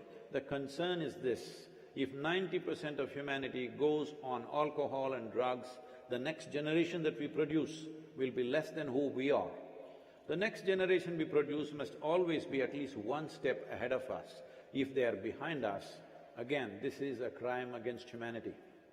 We are just on the verge of committing that.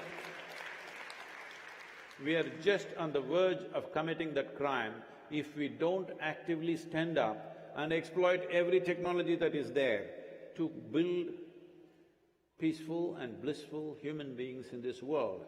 This is the most important thing that needs to be done. Technology does not mean iPhone 11. What are you going to do with it? You're not even using the 10 fully. You can… Certain cell phone companies did a survey in India and they found 97% of the people use less than 7% of a cell phone's capabilities.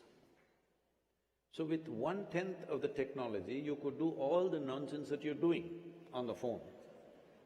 You don't need so much technology, it is simply there. But the greatest technology, the greatest piece of technology on the planet is this one. If you don't even read the user's manual, how this works, what can we do to make this function at its highest level?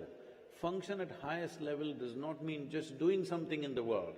If you sit here, is it a fantastic experience for you just to sit here? This is important. Only if you do this, there'll be a peaceful world. If sitting here is, I want to do something, when our actions are compulsive, violence is inevitable. Only when our actions are conscious, there will be peaceful world.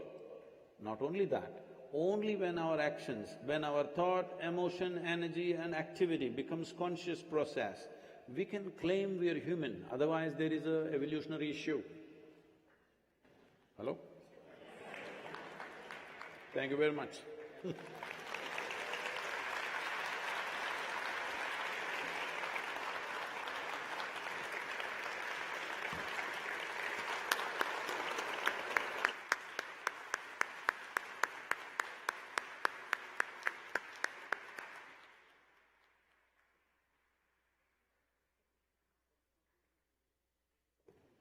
Thank you, Sadhguruji.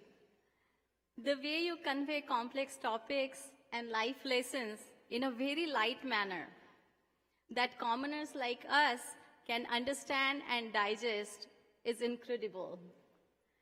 Guru Govind dono khade Kakhe लागू पाँव,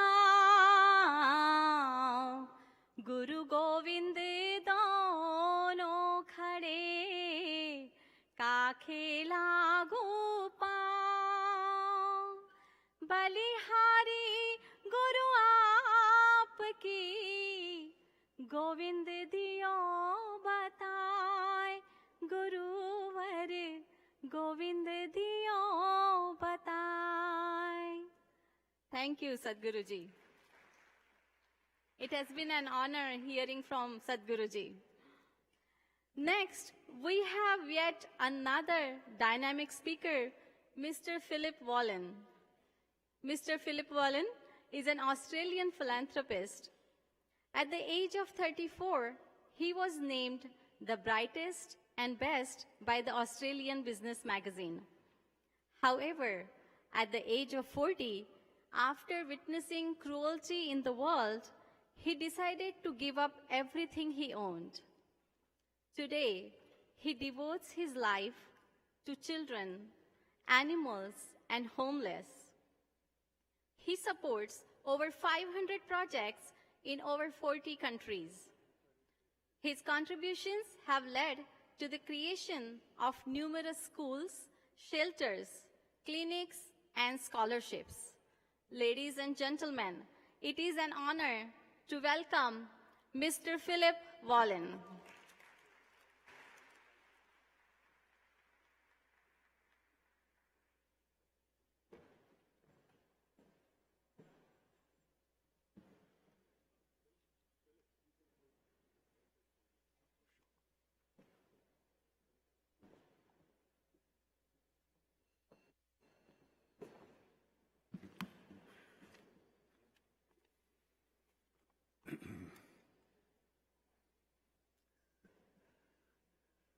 Namaskara, Jajinendra.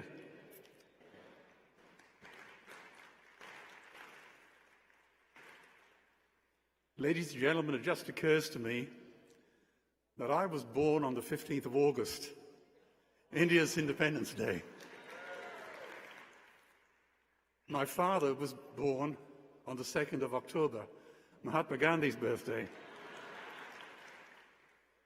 And the highest award I ever received from my own country was on the 26th of January, India's Republic Day.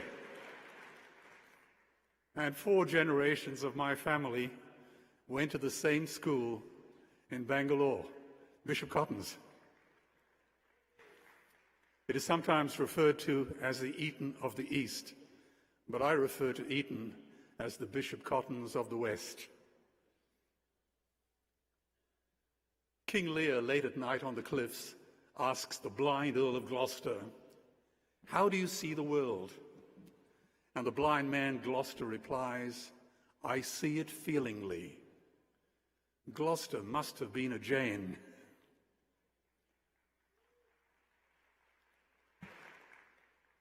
Rudyard Kipling, who lived in India, wrote of young men dying in World War I.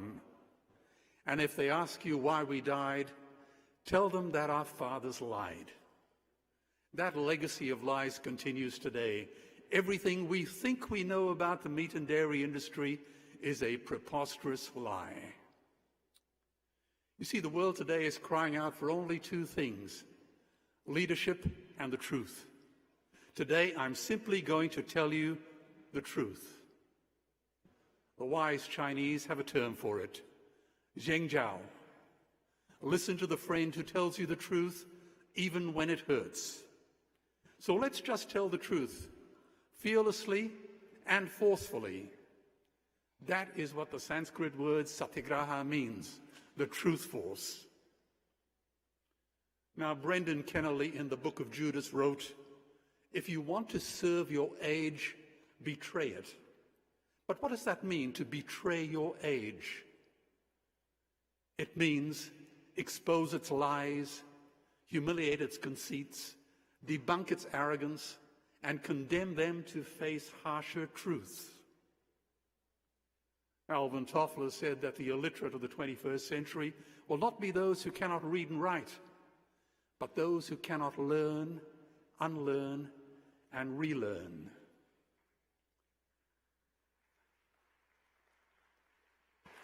Now, I have long admired Count Moltke, the great Prussian general, a soldier who preferred to think rather than to speak, a man silent in 7 languages. You see, it takes courage to stand up and speak. It also takes courage to sit down and listen.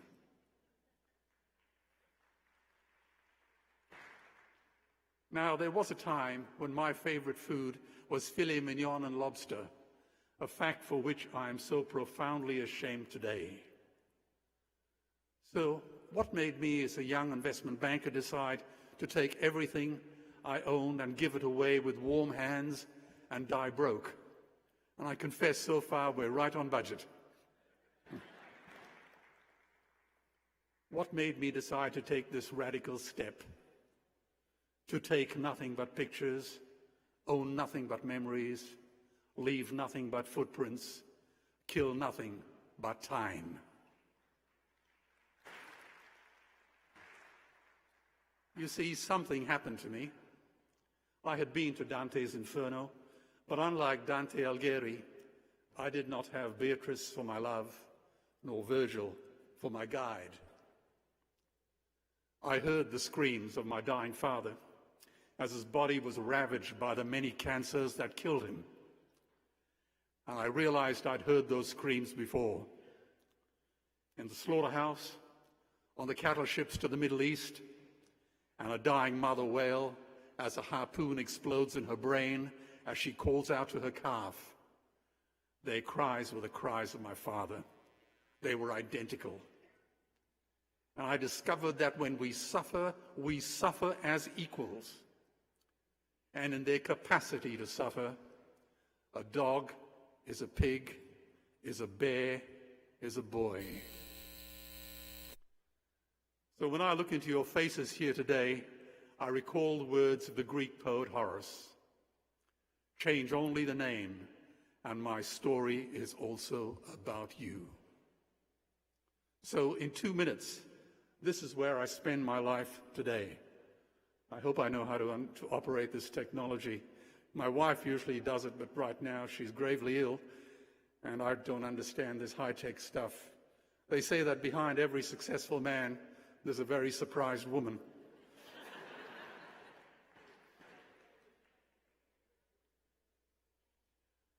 In China, 7,000 magnificent moon bears, their limbs torn off in traps, are imprisoned in steel coffins welded shut as a catheter drains bile into a bucket, which the Chinese drink. For 26 years, the bears can't move, they go insane. In Korea,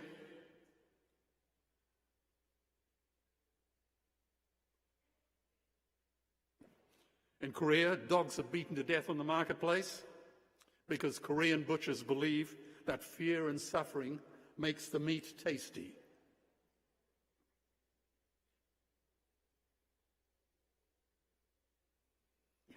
In South Africa, 5,000 tame orphan lions are drugged and killed with guns and spears or torn apart by hunting dogs, and they call it sport. In Canada, 300,000 baby seal pups are clubbed and skinned alive on the ice, their tiny hearts still beating.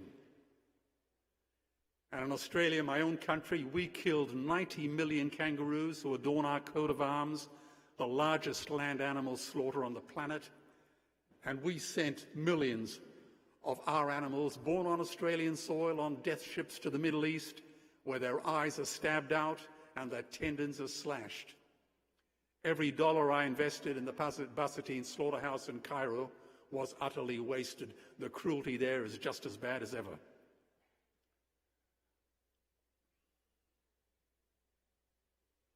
In Asia, dogs are suspended on hooks and skinned alive to make trim in fur coats sold in the West. And we treat the ocean as our private pantry and as a public toilet. The Pacific gyre now is so full of plastic, junk, and human feces, it has created a floating footprint bigger than India. And it'll treble in the next 10 years.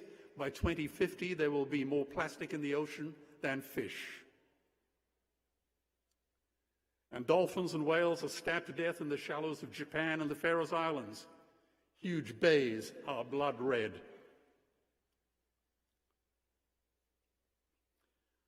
$100 million sharks are torn from the sea, their fins are hacked off, and their bodies thrown overboard to die agonizing deaths for shark fin soup. And factory farms spew chemicals into the ocean, creating hypoxic dead zones of 1 million square kilometers, killing coral, plants, and ocean animals.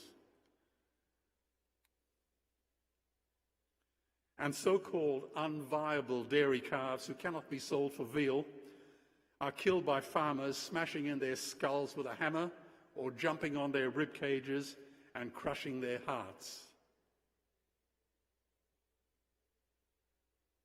And billions of bouncy little baby chicks are ground up alive in mechanical mincers simply because they are male. And religious sacrifices of innocent animals make the 21st century look like the new Dark Ages.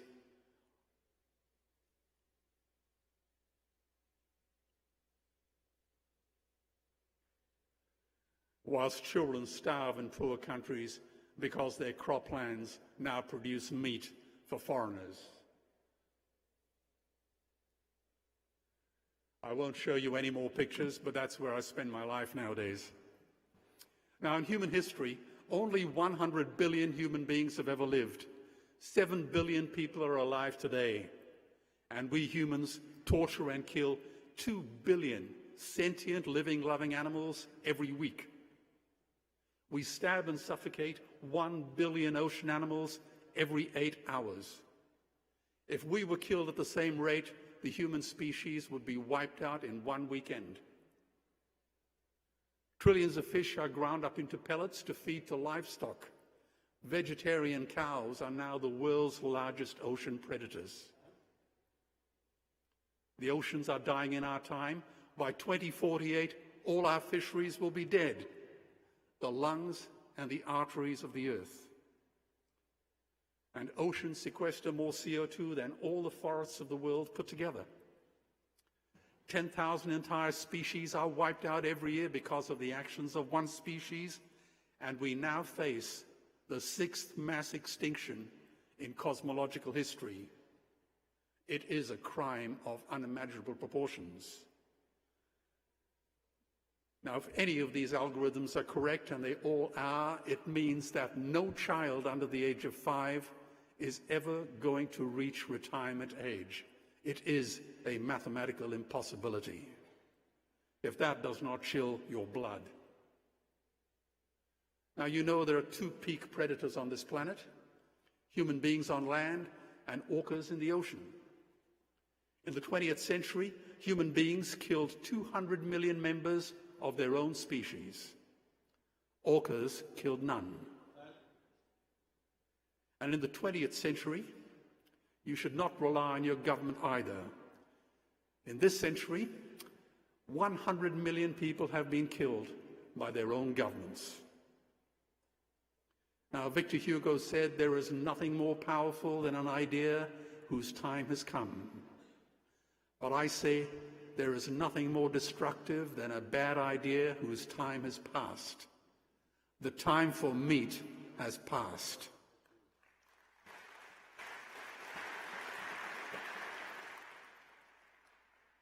Now, happily, the world is changing. 20 years ago, Twitter was a bird sound. www was a stuck keyboard. Cloud was in the sky. Skype was a typo. 3G was a parking space. Google was a baby's burp. And Al-Qaeda was my plumber. Now, recently I spoke in the European Parliament in Brussels, the Israeli Knesset Parliament in Jerusalem, the Parliament in The Hague, and the Parliament of World Religions in Melbourne. And in all these speeches I said, the most beautiful word ever written in any language, in any country, at any time in human history came from India.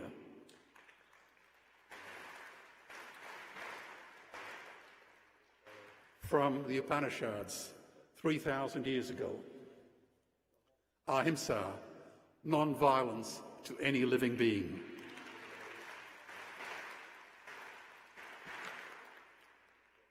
It is beautiful not because it describes our nationality, our politics, our religion, our diet, or our lifestyle, but because it describes our character. Ahimsa describes our character. It says that we reject violence in all its forms in our streets, our homes, our thoughts, our hearts, and at our dining tables. You see, this is not just about animal rights. It's also about human wrongs. Animal rights is now the greatest social justice issue since the abolition of slavery.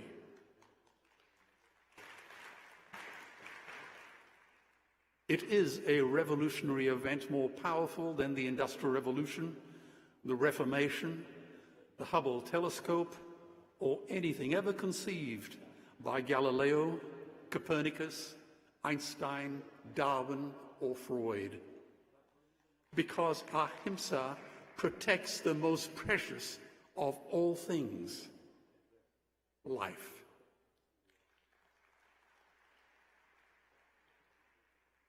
The vegan movement and the people in this room are on the right side of history.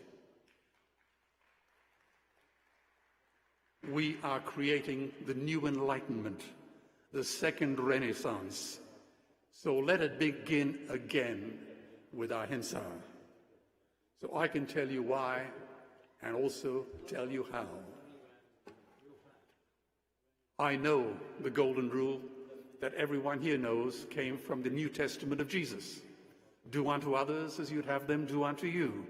Treat each other as you'd like them to treat you. But that idea goes back to the Babylonian Jew, Hillel, 70 years BC. And it goes back even further to the Analects of Confucius, 500 years BCE. And further still, to the beating heart at the birth of Jainism and beyond. Indeed, it predates the dawn of writing in Mesopotamia 6,000 years ago. Now, the anthropologist Margaret Mead said, "Never doubt that a few committed people can change the world. Indeed, it is the only thing that ever has." Well, there are only 13 million Jews in the world, but they play such a vibrant role in international affairs. Look at the number of Nobel Prizes they win every year. My wife Trix and I sat in the stadium during the Olympics full of pride as Australia, with a population smaller than Florida, won more medals than every country in the world except for the United States and Russia.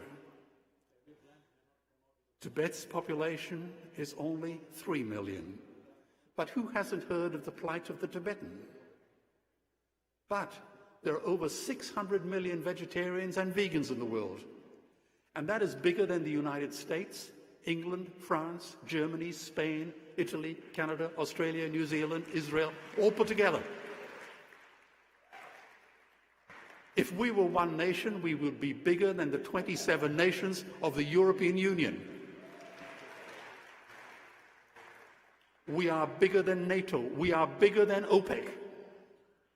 And despite this massive demographic footprint, we are still drowned out by the raucous hunting, shooting, killing cartels who believe that violence is the answer when it should not even be a question.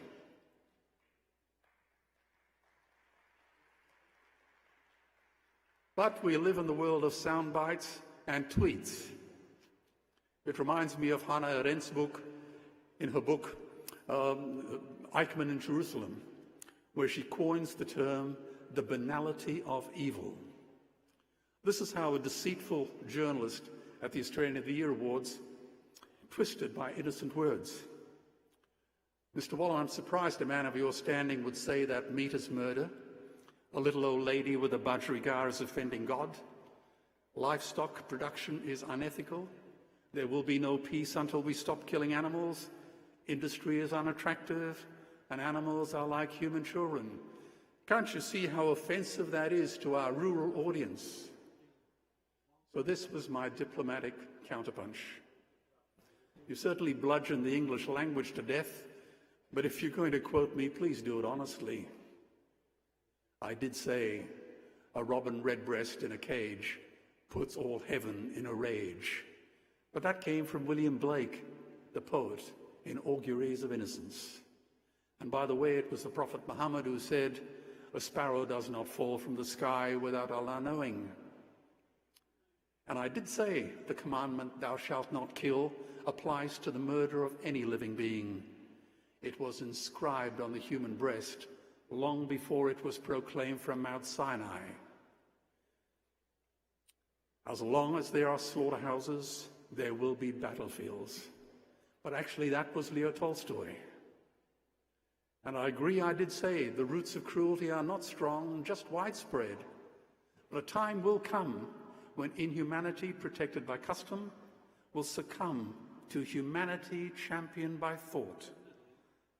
A man is ethical only when all life is sacred to him.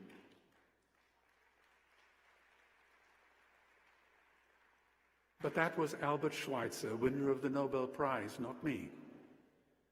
And I did say, as long as we kill animals, there will never be peace in the world. It is only a short step to the concentration camps of Hitler and Stalin. There will be no justice as long as man stands with a knife and destroys those who are weaker than him.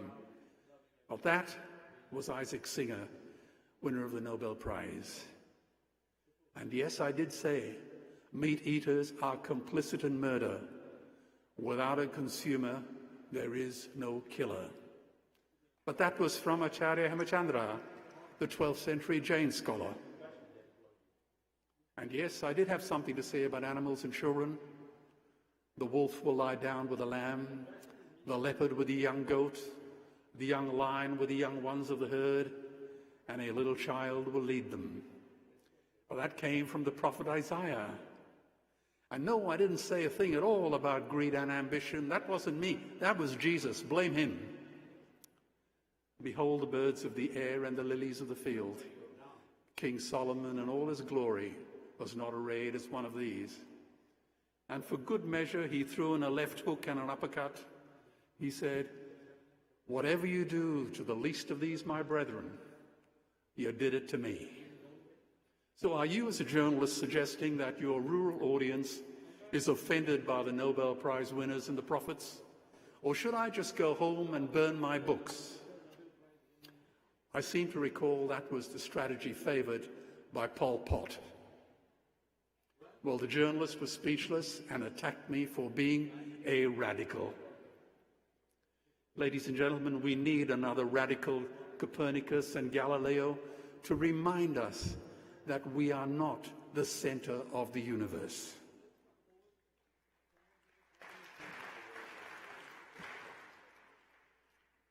Animals are not just other species, they are other nations, and we murder them at our own peril. The astrophysicist Carl Sagan's picture from the Voyager spacecraft shows a tiny microscopic pinhole from space.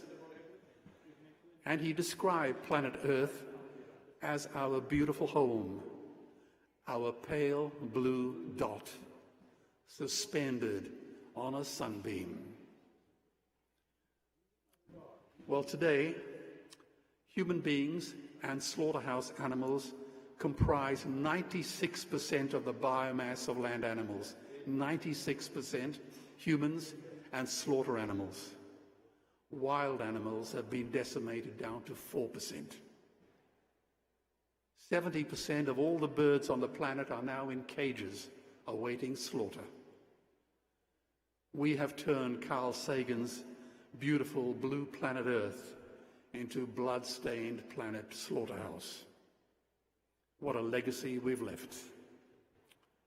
Now, the great historian Barbara Tuchman defined folly as acting against our own best interests. And Occam's razor, named after the 14th century Jesuit priest, said this: when presented with a number of solutions to a problem, the simplest one is always the best. So let's just apply these tests to the meat and dairy industry. Forest depletion by these industry costs 3 times as much as the global financial crisis. Zoonotic diseases from factory farms to people now threaten a pandemic to rival the Black Death, which wiped out half of Europe. The World Bank says that one influenza pandemic alone would cost $3 trillion, and the CDC says there are at least 100 zoonotic diseases coming right at us. And meat and dairy is killing us with cancers, heart disease, osteoporosis, and diabetes. Harvard University says that 1/3 of early deaths could be prevented by everyone giving up meat.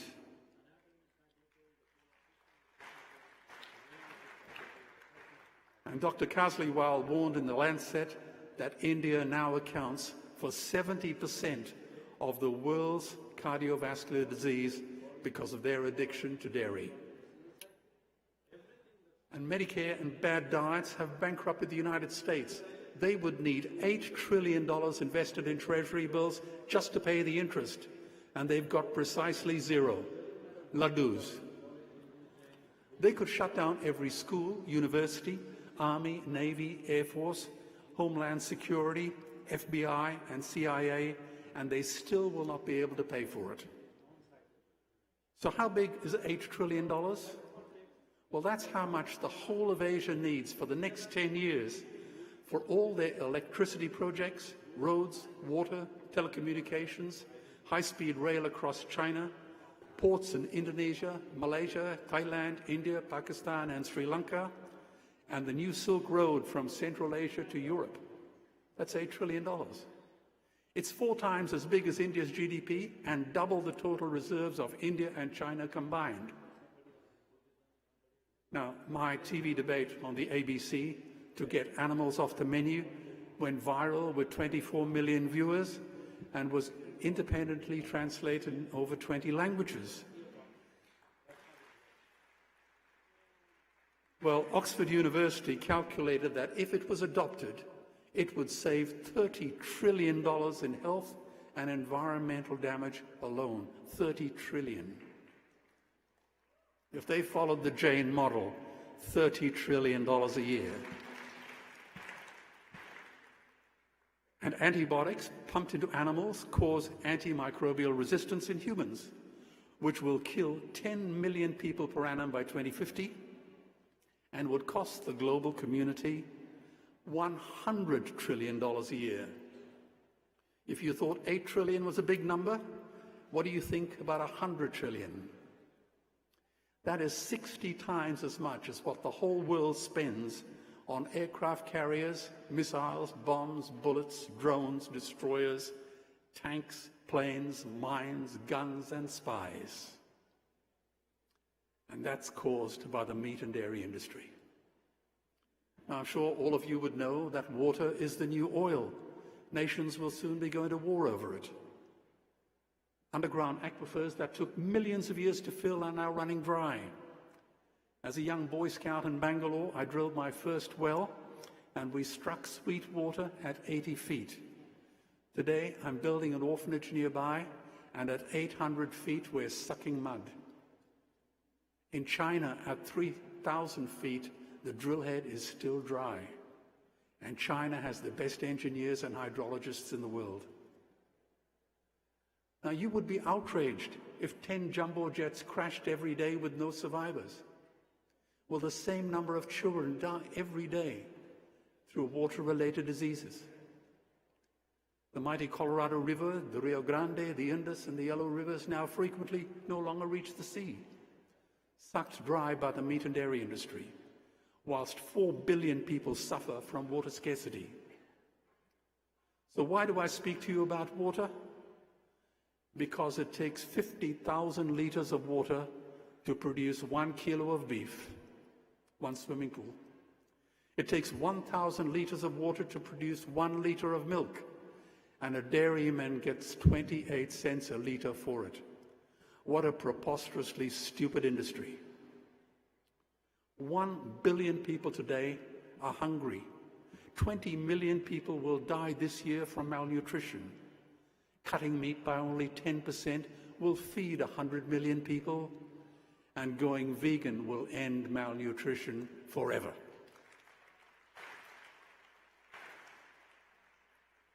And food prices are skyrocketing. It used to cost me for my projects in Southeast Asia $197 a ton for Thai rice. And then it went up to $1,015 a ton, a 5-fold increase in 5 months. And poor countries sell their grain to the West for hard currency, whilst their own children starve in their arms. And the West feeds it to livestock. So we can eat a steak. I bet I'm not the only one in the room who thinks this is a crime.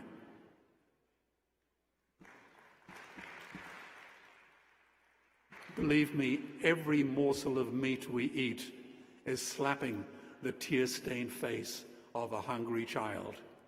When I look into her eyes, do I remain silent?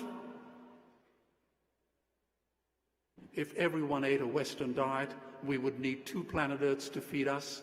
We've only got 1, and she is dying. The Earth can produce enough food for everyone's need, but not enough for everyone's greed. And greenhouse gas emissions from livestock now vastly exceed that of transport. Cars, trains, lorries, buses, the whole lot. And their methane is 24 times more potent than CO2. If the cattle industry was a nation, it would create more greenhouse gas emissions than every country in the world except for the US and China. And the melting Siberian permafrost is now a ticking time bomb. When it releases its sequestered gas, the game is over. If you want to be terrified, please visit the Yamal Peninsula in Russia. Now, the Himalayan ice fields are correctly called the third pole because they irrigate half the world's population through the Ganges, the Indus, the Brahmaputra, the Yangtze, the Yellow Rivers, the Mekong, and the Irrawaddy. And these glaciers are melting fast.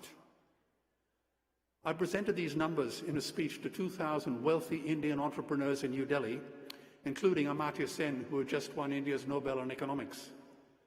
And I mentioned to Mohammed Yunus after he won the Nobel that all the good that he had done with Grameen Bank would vanish when Bangladesh drowns, to say nothing about Manila, Mumbai, Calcutta, Ho Chi Minh City, and Bangkok, and all of the Mediterranean. And then we had dinner with Al Gore, and I gave him the same numbers. And more recently, I gave a speech in Melbourne with Dr. Peter Doherty, Australia's Nobel laureate in medicine. No arguments with me from any of these great minds, these Nobel laureates. They all understood. But I get plenty of arguments from the meat and dairy lobby. So Upton Sinclair was right. It is impossible to get a man to understand something when his salary depends on him not understanding it.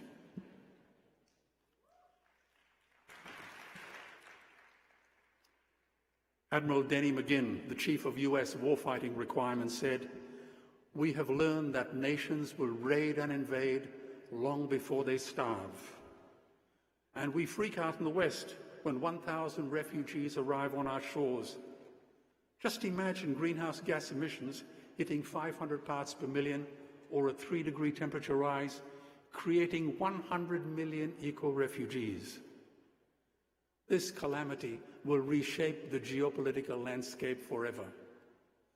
We are facing the perfect storm. If any nation had developed weapons that could wreak such havoc on the planet, we would launch a preemptive military strike and bomb it back into the Bronze Age. But we can't, because it is not a rogue state. It's an industry. The good news is we don't have to bomb it. We can just stop buying it.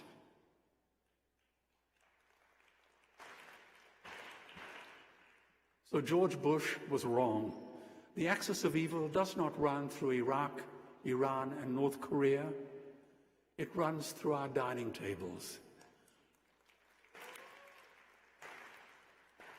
Weapons of mass destruction are our knives and forks, and increasingly our chopsticks.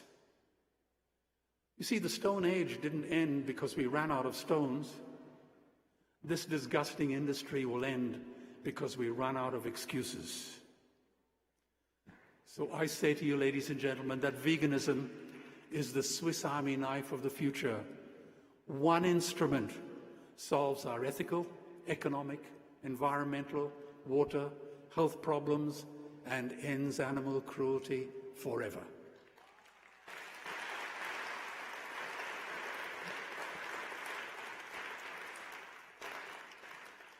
Understanding ahimsa rearranges the furniture of your mind.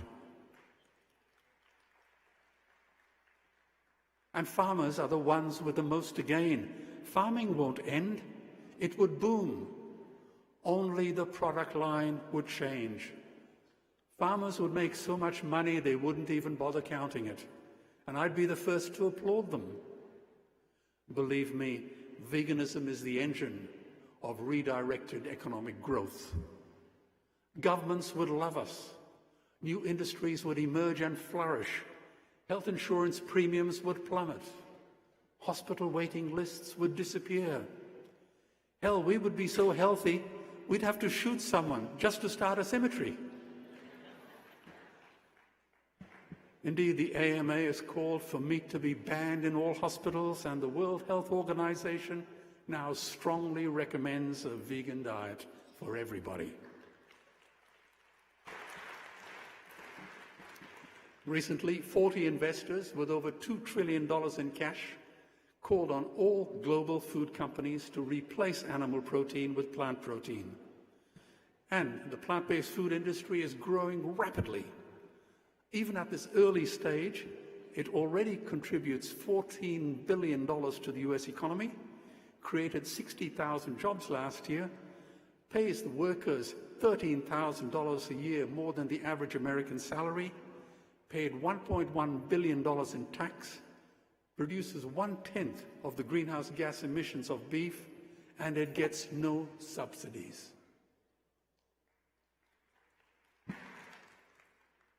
And veganism now gives us the peace dividend. I addressed the world's Parliament of Religions and I said, the peace map is drawn on a menu. Peace is not just the absence of war, it is the presence of justice.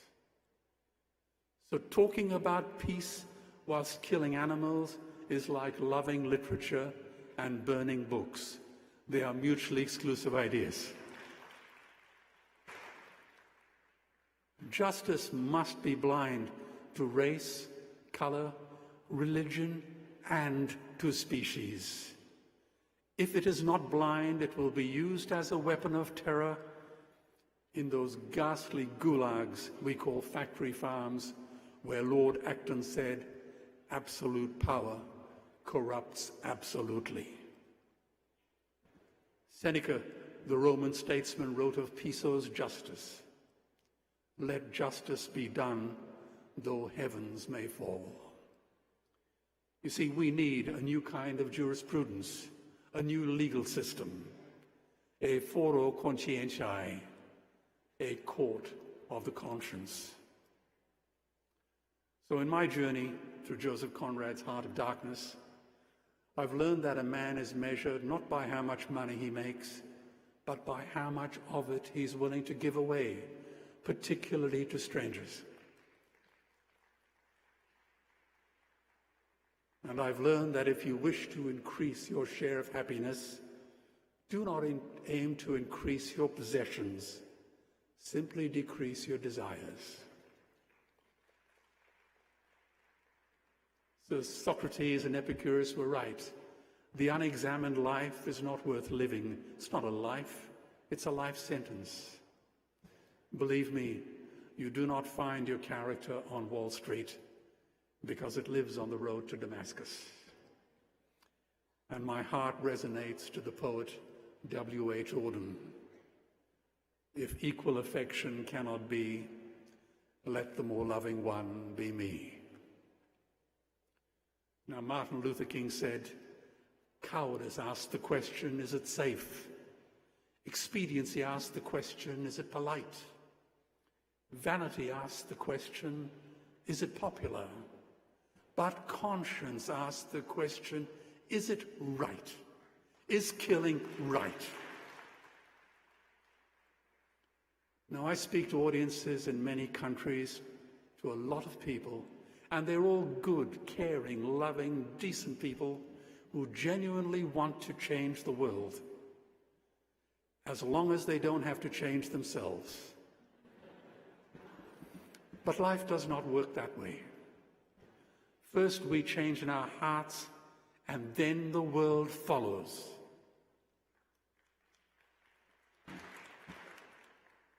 True leaders like you must face our own demons courageously. Martin Niemöller, the German priest, philosopher, and U-boat captain, spent 8 years in prison for condemning German intellectuals for being cowards. And he wrote, when the Nazis came for the communists, I remained silent. I was not a communist. When they locked up the Democrats, I remained silent. I was not a Democrat. When they came for the trade unionists, I did not speak out. I was not a trade unionist. When they came for the Jews, I remained silent. I was not a Jew. And then they came for me, and there was no one left to speak out.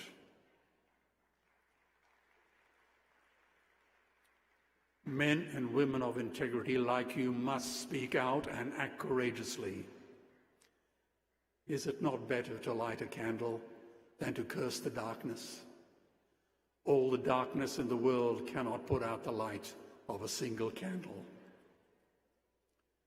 You see, I believe another day is dawning, and if I close my eyes, I can feel her heartbeat.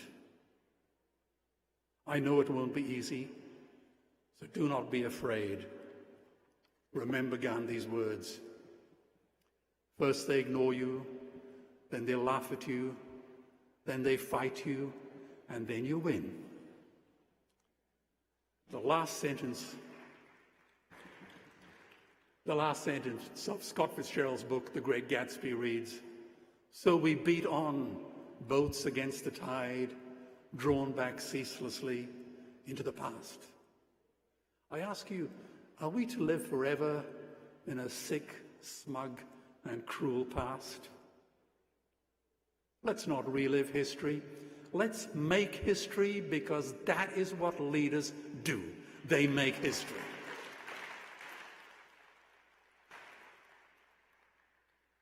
At Jaina, let's make sure that we lead and make sure that this becomes the Ahimsa century.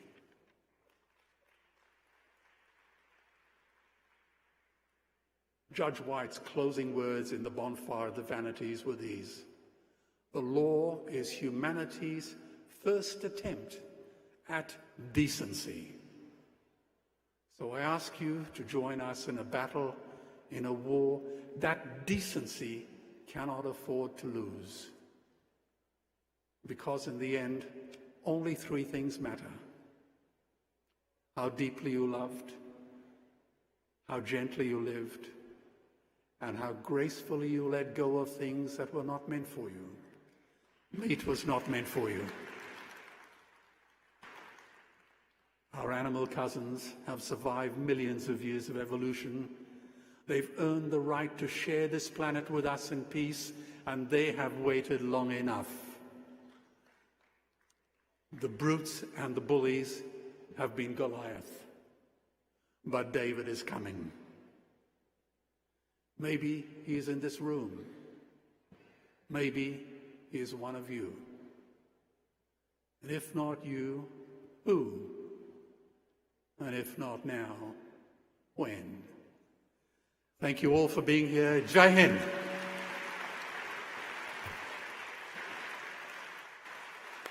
Ladies and gentlemen, Mr. Philip Pollen.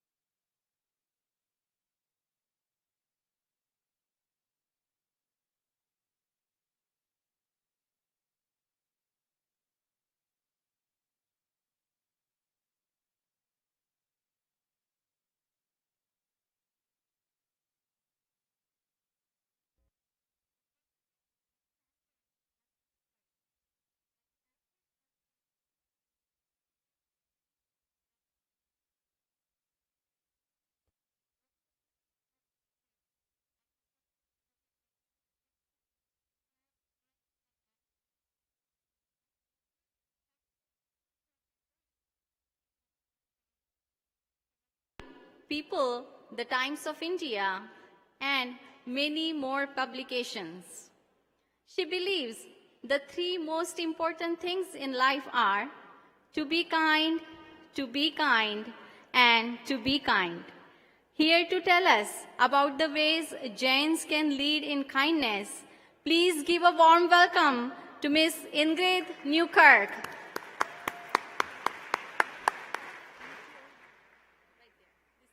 Oh, am I going to do it? Yes, please.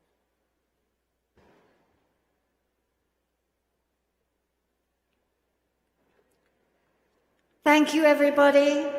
It's wonderful to be at Jaina, and I thank every single person who has helped with volunteerism, with organization. This is a stupendous and amazing gathering, a super convention, and I thank you all for having me. So Jai Jinendra, everybody, Jai Jinendra. I would like to dedicate my talk today to Guru Chitrabhanuji. Gurudev was very precious to me and his family, his wife Pramoda, his sons, his daughter-in-law Rukchaka, are personal friends of mine. And Gurudev was always so helpful and so kind. And I think there is nothing more important than recognizing him, because, of course, he attended his last Jaina conference before and will never attend one again. So we are all here in his spirit. In 1983, in Mumbai, Chitrabhanuji coined the phrase reverence for life, and he asked the whole world to consider that ahimsa should never be limited to not killing, but should mean unconditional respect and friendship to every single living being. He believed that our self-worth, like Sadhguru, he said, cannot be measured by the number of our physical possessions, but by the number of blessings we collect from all living beings. He was a wonderful man. He led an exemplary and wonderful life, and he had a wonderful message. And in January, my new book, Animal Kind, will be dedicated to him. For those of you who don't know me, I met Guruji in India, where I grew up. Children are always asked, what do you want to be when you grow up? And some of us in our class said, oh, ballerinas or jet pilots. And I always said I wanted to be a Jain.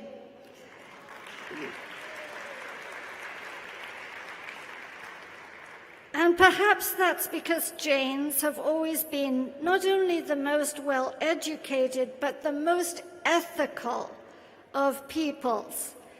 I went to eye hospitals run by Jains, to bird hospitals run by Jains, and it was the Jains who always showed me the absolute worth of kindness. It's lovely to know that I don't have to convince you that animals don't belong in circuses, dominated into performing stupid tricks.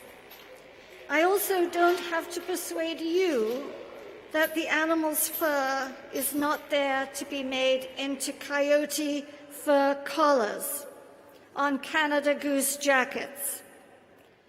And you know that the Dharma, the cosmic order, places not one above the other, but all living beings together.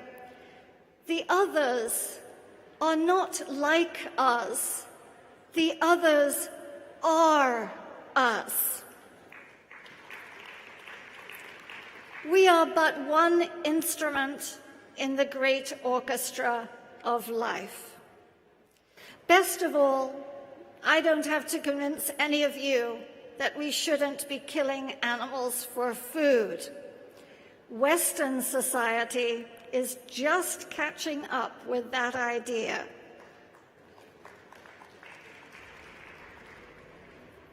At the beginning, there was fire. It burned. We need sound. Inside the heart of the warrior.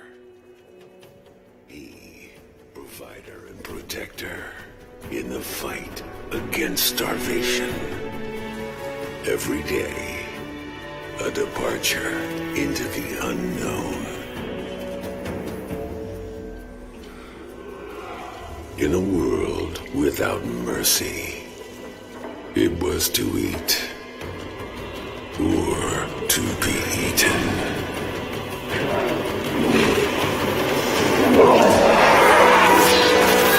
But today is today. So please, cut the Stone Age mentality. We can totally chew on something different than tortured animals.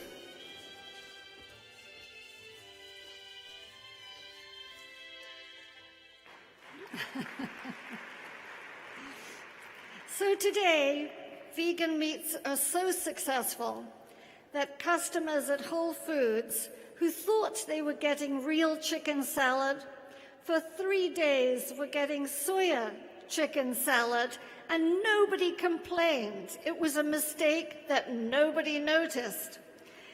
This is a joyous error on the part of their staff, and one we hope will be repeated, and one that we can repeat in our own homes when we feed people.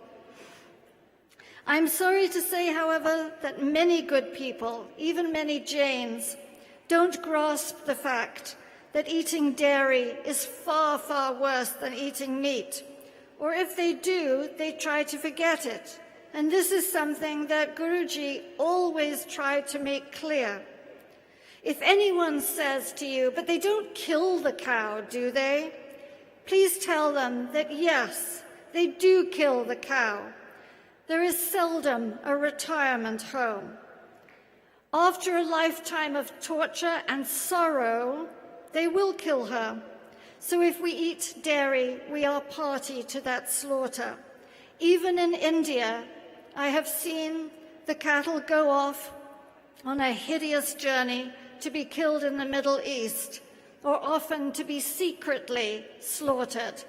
There are gaushalas, there are principals, but where do all the dairy cows go? In the West, cows used for dairy never retire. They're jabbed and they're kicked down the slaughterhouse ramp after a hard life of involuntary servitude, having been totally conquered and controlled, the very antithesis of ahimsa. Just think, the cow is called mother, yet her motherhood is totally denied her. She's artificially inseminated, which means she's raped with a man's hand up inside her, carrying a syringe.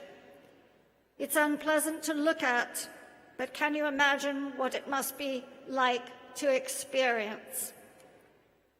Remember the call to asteya or achurya, not stealing. How can humans steal the milk that nature or God intended for the cow's babies? How can we justify taking her calves forcibly away from her like this?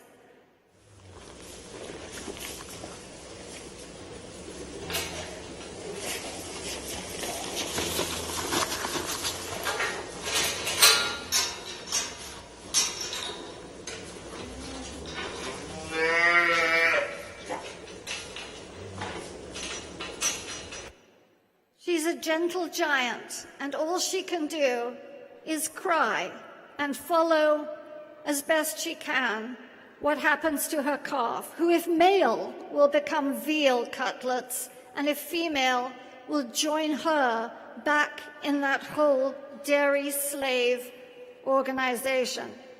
This is a device that's used to stop a calf from drinking his mother's milk, his own mother's milk. And this is a restraint that's used to hold a calf in place for various mutilations, like burning the horn buds out of his little head.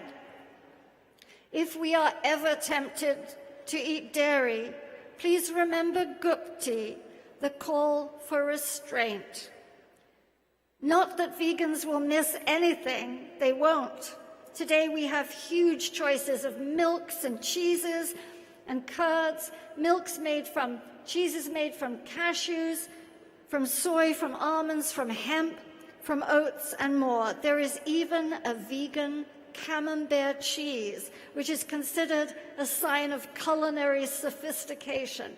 It's called camembert, vert, of course, being French for green. It's not green cheese, which is on the moon, but it's green in the best way. So if someone says to you, oh, it's too hard to live without cheese, please tell them it's a lot harder for the cow if they carry on eating it. If someone says, I can't imagine living without milk, yes, they can imagine that, but neither the cow nor her calves will live if we keep on drinking it. And one last thing on that subject. How odd it is that an adult still drinks milk at all, because milk is for babies. And not just mother's milk, but some other species' milk we drink. Here is another little video for you. New dairy product being launched. Hi, come in and take a seat. Thanks for coming. So this is a focus group for a new dairy brand. Would you like to try new milk? Give it a try. Can I taste it? Yeah, it's for you. Tell me what you think. Have a taste. Tastes kind of sweet as well. Yeah. Sweet. Well, Jersey milk is nice. White. It seems whiter than white. This is just smooth. It's like a milkshake, basically, but smooth. That's regular cow's milk? It's dog's milk. What? Fuck me. What do you mean that's dog's milk? Dog milk? Milk for dogs? Why you give me, I drink dog milk. You mean that This is produced by a dog. you should have said that first? Promoting dog milk now. Dog milk. Instead of cow milk. Yes. Shame. Milk from dogs?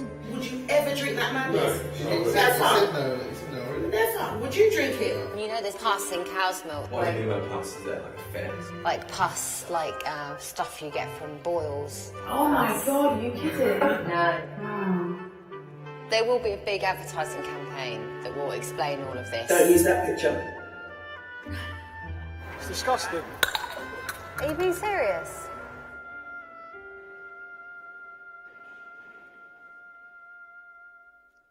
What's the difference? But I mustn't stick to just food and dairy. I have to mention animal experiments, in which every fool thing on earth is done to animals, and I do mean every fool thing. Unjustifiable on scientific grounds, let alone on ethical grounds. Even studies in which monkeys are shown various advertisements and deprived of food until they pick one with or without sex in it. That's an actual funded experiment. In some experiments, mother monkeys are removed from their infants, and their infants are scared by men wearing mechanical masks or using mechanical snakes. Then there are experiments like this, in which mice are used purportedly to study depression. Pfizer and many of the pharmaceutical companies do this. The mice are panicking. They don't know what's happening. They swim because they think they're going to drown. And someone stands there with a stopwatch and simply shows how long it takes before the mouse gives up. Does that help us know anything about depression? The mice aren't used for any scientific reason. They're used because they are small, they are cheap, and they are easy to handle. That is not science. Years ago, the University of California at Riverside blinded this baby monkey. His name is Britches. And I'm grateful to Manish Mehta and Sulik Jain for supporting our work to stop other animal experiments going on there at UC Riverside now. Please go to our website and see these videos and pass them on to others. Most of what I say to you is something that I hope that you will pass on to other people. Animal experiments are unethical, of course they are, because they involve human supremacism and the use of force, but they are also useless. Dr. Richard Klausner, the former director of the National Cancer Institute, said, "We have cured cancer in mice for decades, but it never worked in humans." In fact, the National Academy of Sciences noted that nearly 150 compounds were approved for clinical trials in humans after showing success in treating inflammatory disorders in mice, and none, not one, ended up working in humans. We have to get away from the use of animals in experiments. Far more accurate non-animal tests are widely available. And recently, we not only have organs on a chip, including lungs and liver on a chip, but we have whole human DNA on the internet. And researchers have now made a human heart using a 3D printing machine. You may wish to invest in these new technologies. And if you're in a position to object to them because you work in a pharmaceutical company or have an interest in that area, please help modernize research by getting away from the patter of little feet. But I want to talk about who animals are. To start with, just as there is no biological evidence that supports discrimination based on human racial categories, and just as it is absurd to use such differences as skin color, eye shape, or hair texture as a basis for discrimination, it is also absurd to use arbitrary factors like having a tail or fur or feathers as a way to separate the other animals from us so that we can discriminate, bully, harm, and kill them.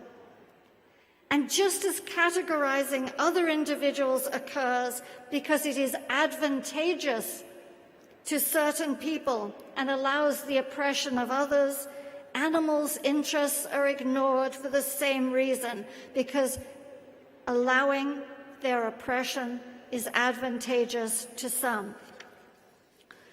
It is only prejudice that allows us to say that those with only skin, not with fur, feathers, or scales, should be allowed to cage,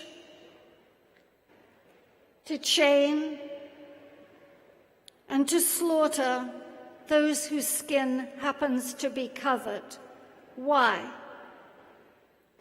What counts is not what any one of us looks like, but that we have feelings, we have emotions, and we have pain receptors. Look at these two individuals. They're the size of my thumb. We have, no, that's Switzerland. That won't work. Any chance? Hang on a minute. Maybe. Coming back? No. It's very pretty, though. What I was going to show you, and what we may show you, is some tiny little creature, a snail and another animal who are the size of my thumb, and we have no idea what they're thinking.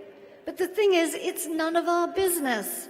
They're not ours to poke or to prod or to capture or to snuff out.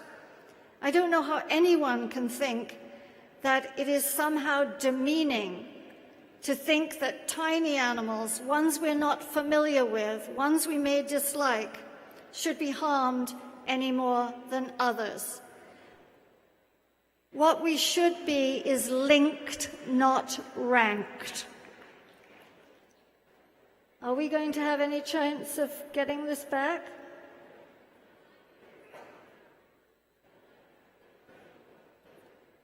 It's up there. There, those little individuals. The philosopher Jeremy Bentham noted, "It is only the hand of human tyranny that rejects the proposition that consideration of interests must extend beyond the human animal." I am one of those supposedly superior human beings, and yet I can't remember anything that happened beyond last Tuesday. And sometimes I write it down and I look at my hand or what I've written it on, and I can't figure out what it means. Sometimes I can't even find my car keys. Yet fish can retain a memory for more than 7 years. Monkeys have gone without food for 11 days rather than shock a monkey in an adjoining cage. Storks don't have maps, but they fly 5,000 miles away from home in winter and find their way back to the very same rooftop as the year before.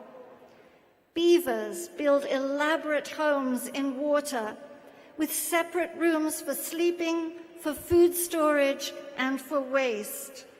Squirrels find food without a supermarket, and they bury it by the location of the stars.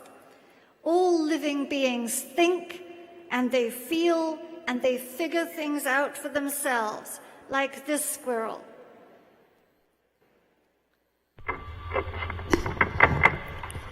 This little guy's been working for about 15 minutes, and I had the lid on tight because I didn't want to make it easy for him.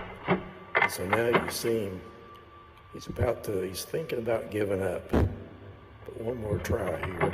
And you see him actually start turning the lid, and then once he realizes, he takes hold of it, unscrews it, grabs the lid, runs to the neighbor's yard and hides it, and then comes back for his reward.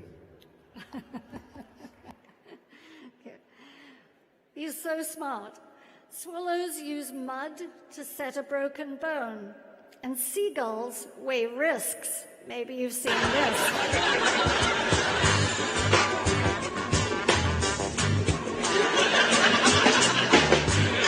Oh, the gall.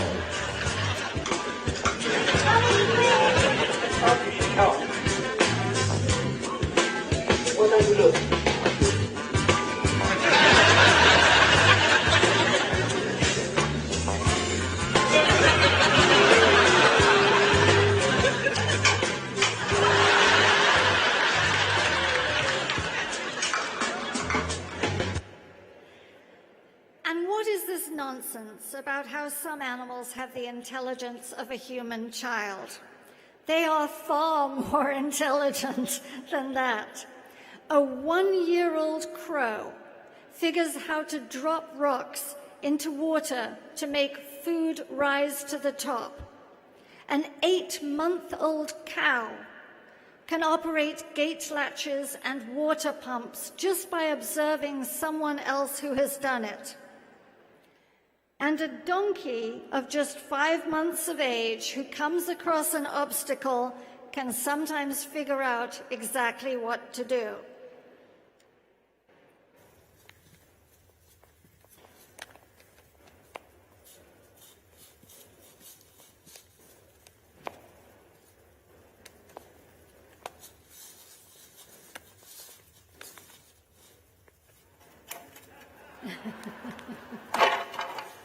Show me any human child of under a year who could do any of those things.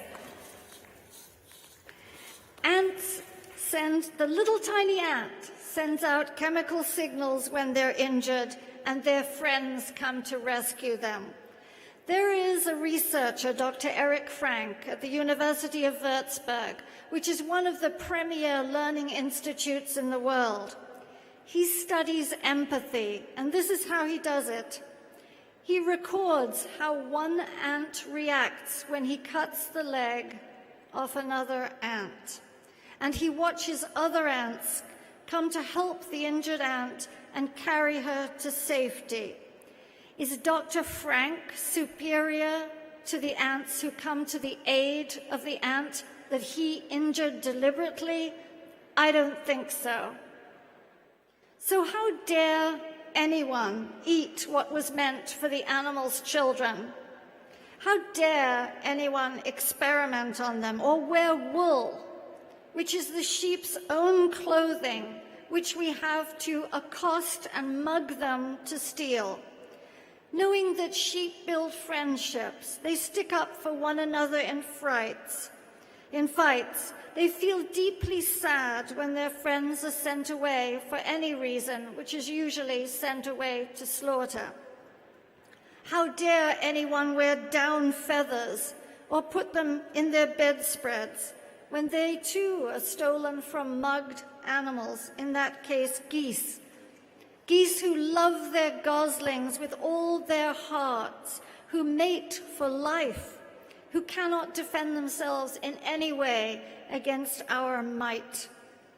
Videos of cruelty to animals of all sizes, shapes, everything, in all manner of pursuits are on our website at peter.org, and I ask you to please not only watch them yourself, but show them to other people, other kind people who have not a clue where what they're wearing, what's on their feet, what's on their plate, how they're entertaining themselves, and what they're buying comes from, the price that animals pay. There's a lot of talk these days about the prospect of life on other planets, and I sometimes wonder what aliens would make of us if they did contact us. Will they conclude that we are too stupid and our behaviors too primitive and our language gibberish, and treat us as we treat the other forms of life right here on Earth? Stephen Hawking, brilliant astronomer, was worried what would happen if aliens came here. We can only hope he was wrong. You don't have to be rich to be a social activist. It just takes compassion and the will to use the enormous powers we have as human beings, the most privileged species on the face of the earth. But if you are rich, you can certainly do a lot. For instance, investments are an excellent way to further Jain values, and wise, socially responsible investments are neatly summarized in Atul Jain's new book, Jainism and Ethical Finance, which I highly recommend. Firms like Calvert actively lobby companies to end inhumane practices, and Peter's investments are handled by RBC Wealth Management, which screens out any industry or any company that exploits animals. Venture capitalists are now investing in the most exciting new food and materials.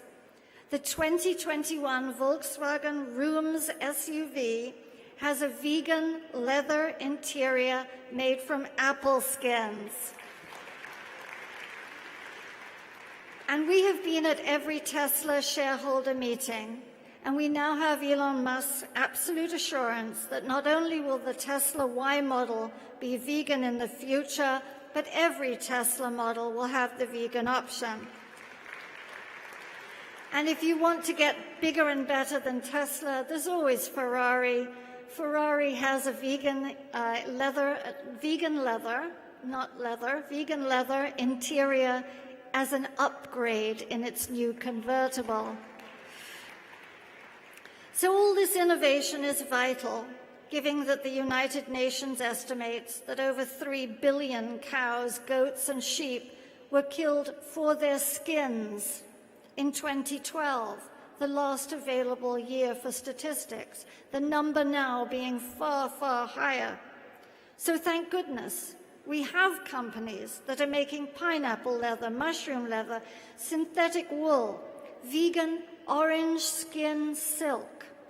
It's all an investor's dream. If you're a business owner, there are other ways to help too. Craig Morganson is the owner of Holiday Systems International, and what he does is reimburse his employees' lunch costs if they give him a receipt for a vegan meal.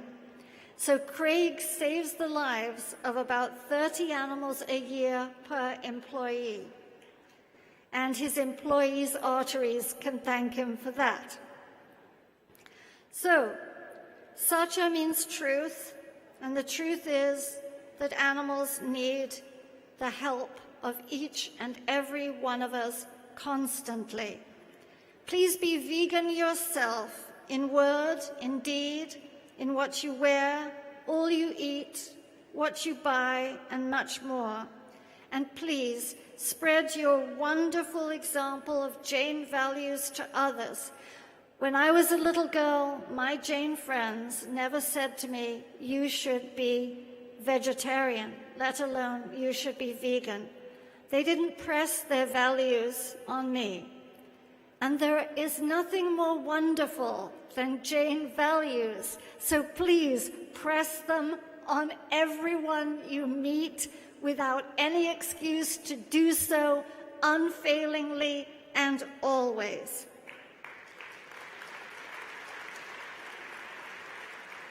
I'm going to leave you with this little video, and I ask that you go to our website, get it, and pass it on. Thank you.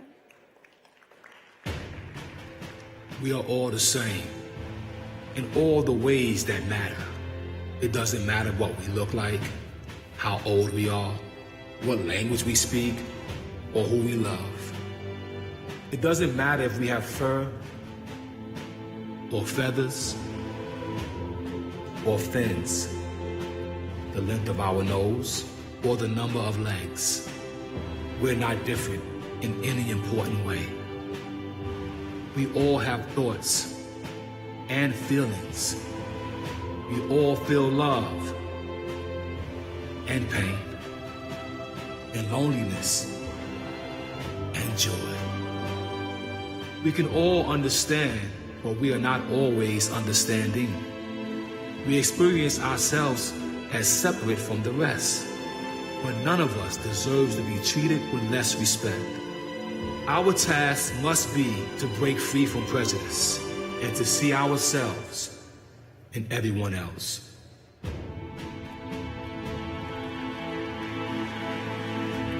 Thank you all very much. Thank you.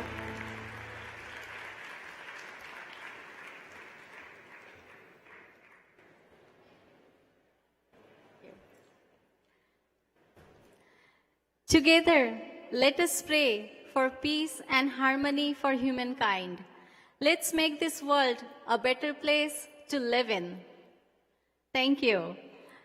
After listening to today's talks, I am reminded that Vaishnav jane to tene kahiye je peed parai jaane re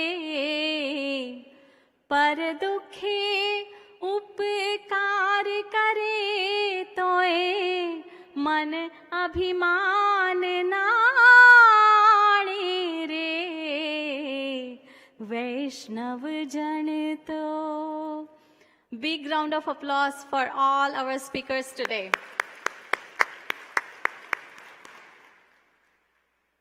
महापुरुषों को शब्दों में बांधना हमारी नासमझी है. विराट विश्व को कैसे बांध पाओगे आप चंद शब्दों में? सूरज को क्या रोशनी दिखाओगे आप एक छोटे दिए से? परम पूज्य वंदनीय आचार्य श्री यशो विजय जी महाराज साहेब के चरणों में विधिवत वंदना करते हुए आइए सुनते हैं आशीर्वचन के बोल पूज्य श्री यशो विजय जी महाराज साहब के मुखारबिंद से.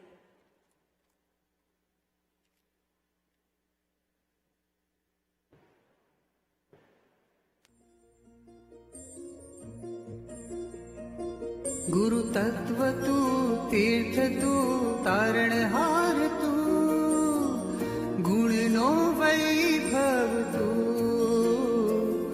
गुरु धैर्य तू, ध्यान तू, ध्येय मारु तू, सरल स्वभावी तू,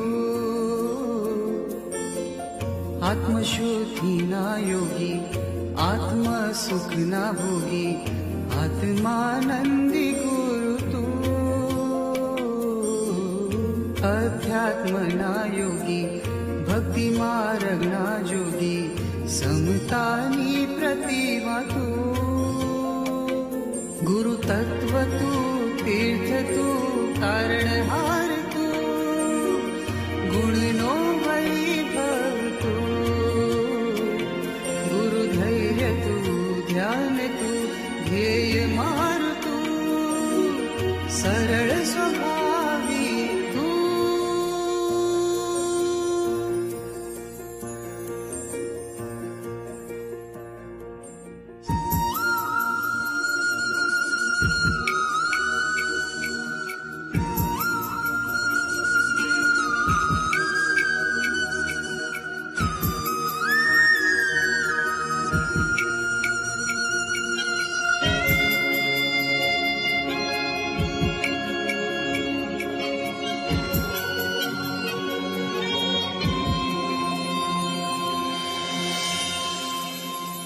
तुझ वचन मा माधुर्य, तुझ नयन मा वात्सल्य, मुझ आत्मशिल्पी गुरुवर मारी माता तू।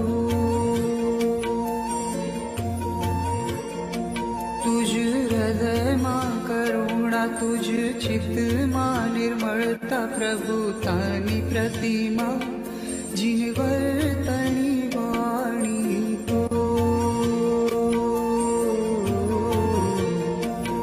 मळजो भव भव गुरु मने तारो ज संगात, शुभ योग तारो पामी खाऊ भौती निस्तार। गुरु तत्व तू, तीर्थ तू, तारणहार तू, गुणिनो वैभव तू। गुरु धैर्य तू, ज्ञान तू, ध्येय मारु तू, सरळ स्वभावी तू।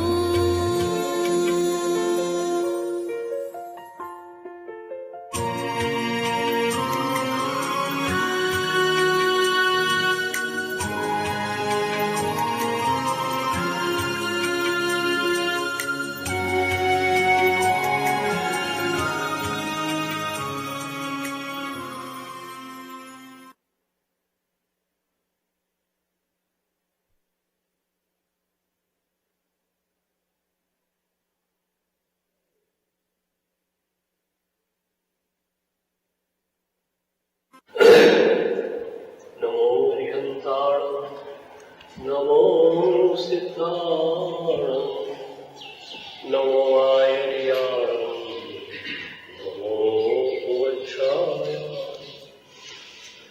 नमो वै सर्वसारणं, तेसो पञ्चणमुक्कारं सर्वपावपणासनं, मंगलां च सर्वेसिं परमं हवै मङ्गलम्। आदिमं पृथिवीनाथ, मादिमं निष्परिग्रहम्, आदिमं तीर्थनाथं च वृषभस्वामिनस्तु नः। ज्ञानध्यानक्रियादिकार्यकुशलम् प्रद्युम्न देता गुरु, अन्तर्लोचनमेकमस्ति सुतरां हृद्भासितं यस्य वै। ओङ्कारेण ससेवितोऽपि सततम् ओङ्कारसेवापर, सोऽयं सौम्यमनः सदा विजयते श्रीसिद्धिसुरेश्वर। सोऽयं सौम्यमनः सदा विजयते श्रीभद्रसुरेश्वर। सोऽयं सौम्यमनः सदा विजयते ओङ्कारसुरेश्वर। सोऽयं सौम्यमनः सदा विजयते अरविन्दसुरेश्वर। अमेरिका में रहते हुए भक्त जब वंदनार्थ आते हैं तब वहां की स्वाध्याय प्रवृत्तियों की और भक्ति प्रवृत्तियों की बातें करते हैं। उन बातें सुनकर बहुत ही आनंद होता है कि वहां भी ऐसी सुंदर धाराएं चल रही है।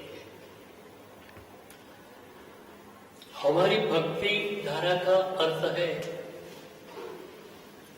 प्रभु की आज्ञा के प्रति हमारा समर्पण। और इस संदर्भ में भक्ति धारा के 3 चरण हैं: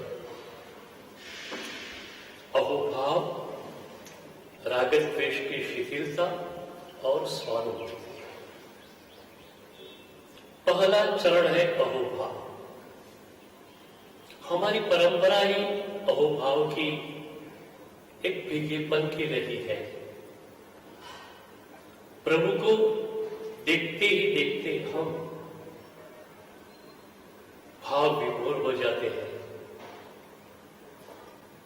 चैतन्य देव ने शिक्षाष्टक में कहा है, नयनम करदस्सुधारया वदनम कदकदरुद्धया धीरा पुलकित निचितम वपुः कदा तव नामक ग्रहणे भविष्यति। प्रभु ऐसा समय कब आएगा जब मैं तेरा नाम लूंगा, तेरा दर्शन करूंगा और मेरी आंखों से आंसू बहेंगे, मेरे कंठ में सिसकियां होगी, मेरा शरीर रोमांच से पूर्ण होगा। यही बात नारद ऋषि ने भक्ति सूत्र में कही।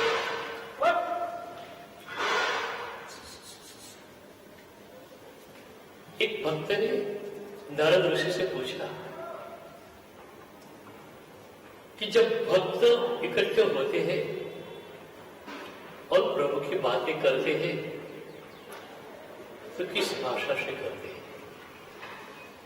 बड़ा ही सुंदर उत्तर नारद ऋषि ने दिया। कंठावरोध रोमांचाश्रुभिः परस्परम लघवाना पावयन्ति कुलानि पृथ्वी। नारद ऋषि का भक्ति सूत्र भक्ति योग में माइलस्टोन प्रीति है।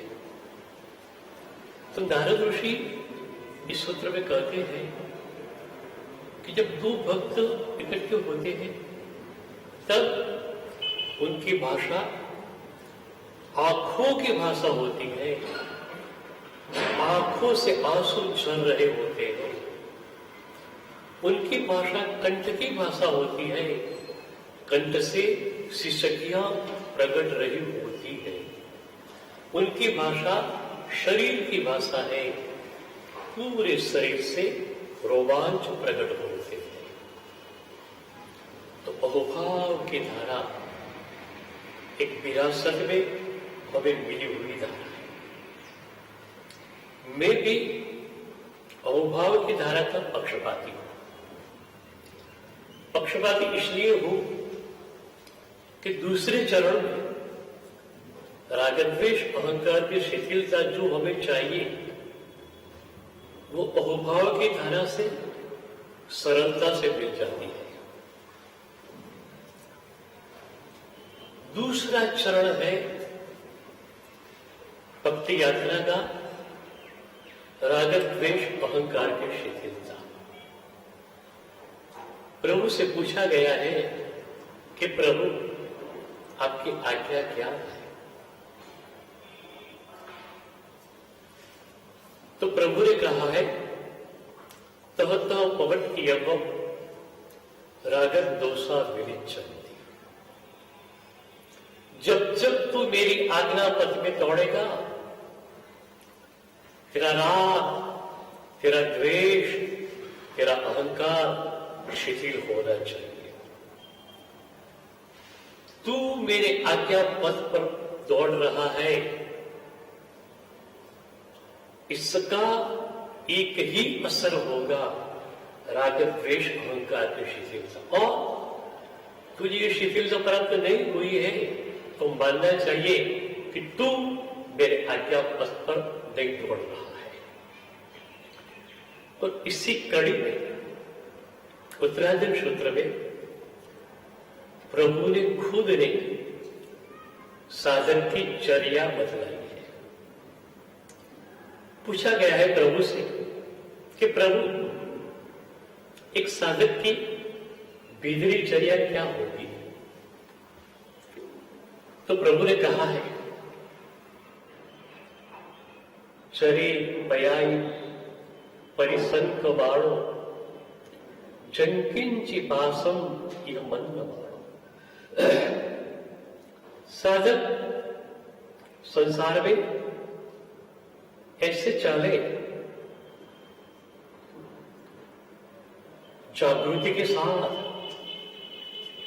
कि एक पल भी उसका राग द्वेष से सदा न हो। उसे लगता है यहां से बंधन हो जाएगा राग का, यहां से द्वेष का बंधन हो जाएगा।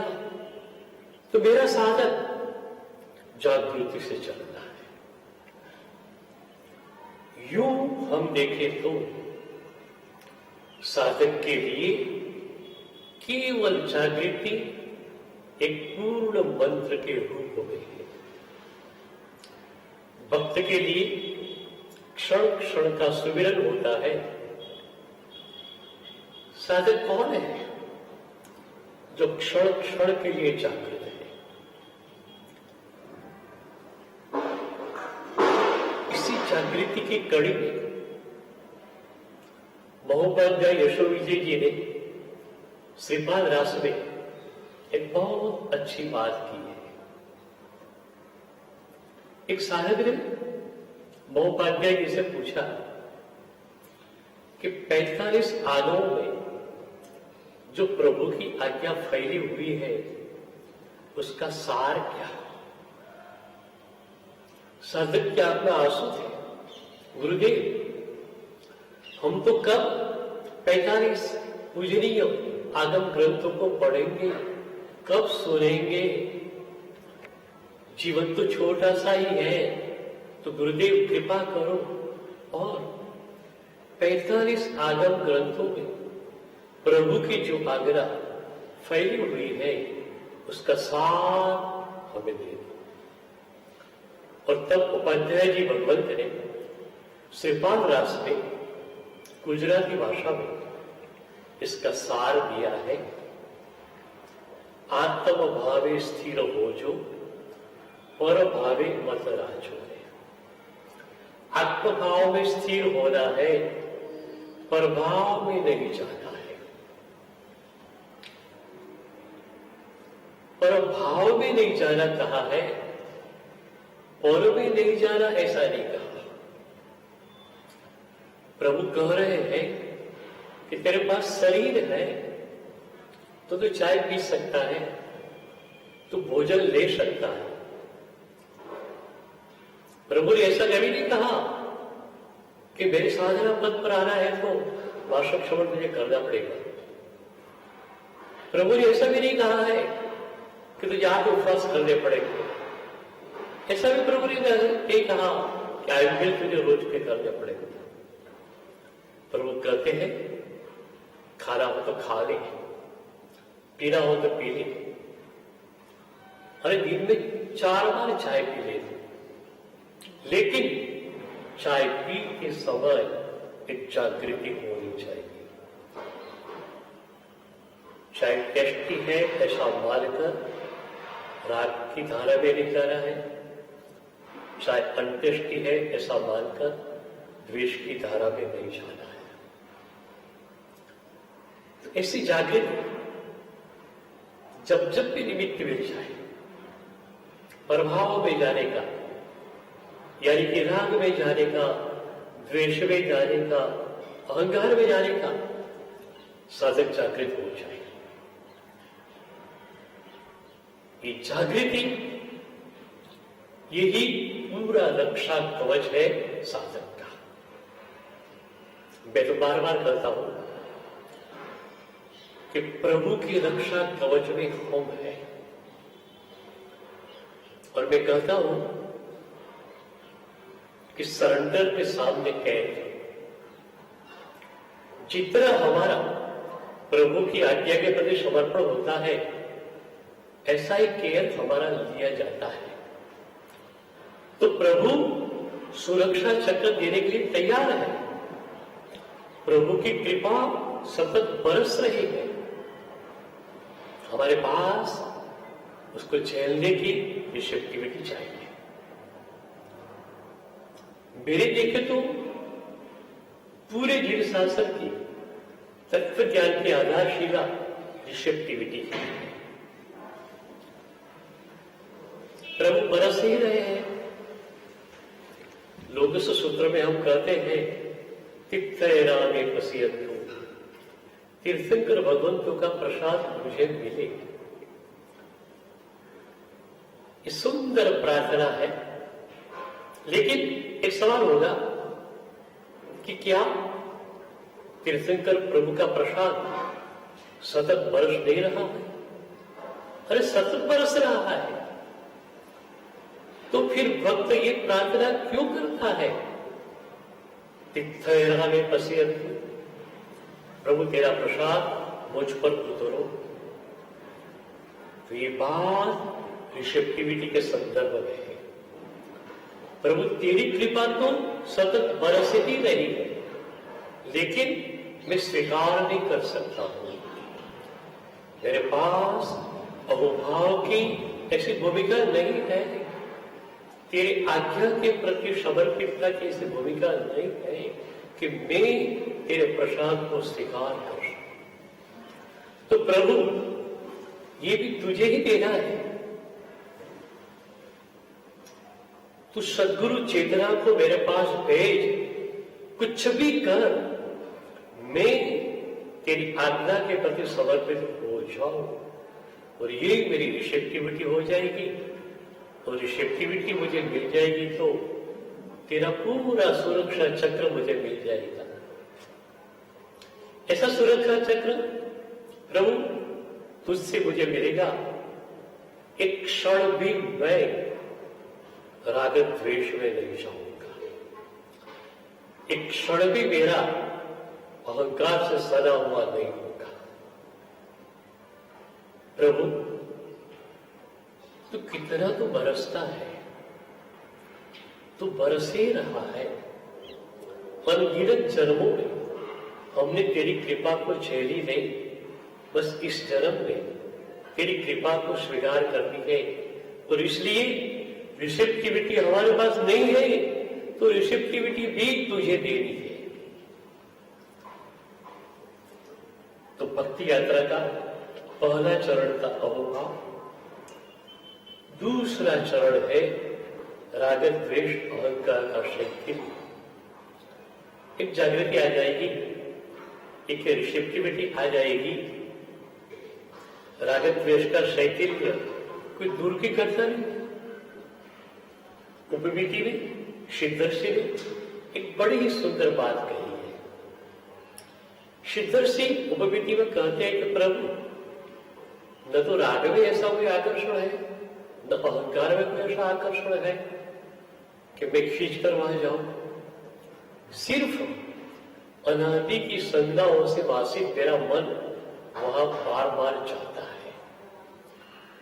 अनाद्यभ्यास योगेन विषयांशुचि कर्तवे गर्ति सुकर संकाशम याति भी चतुरम मन।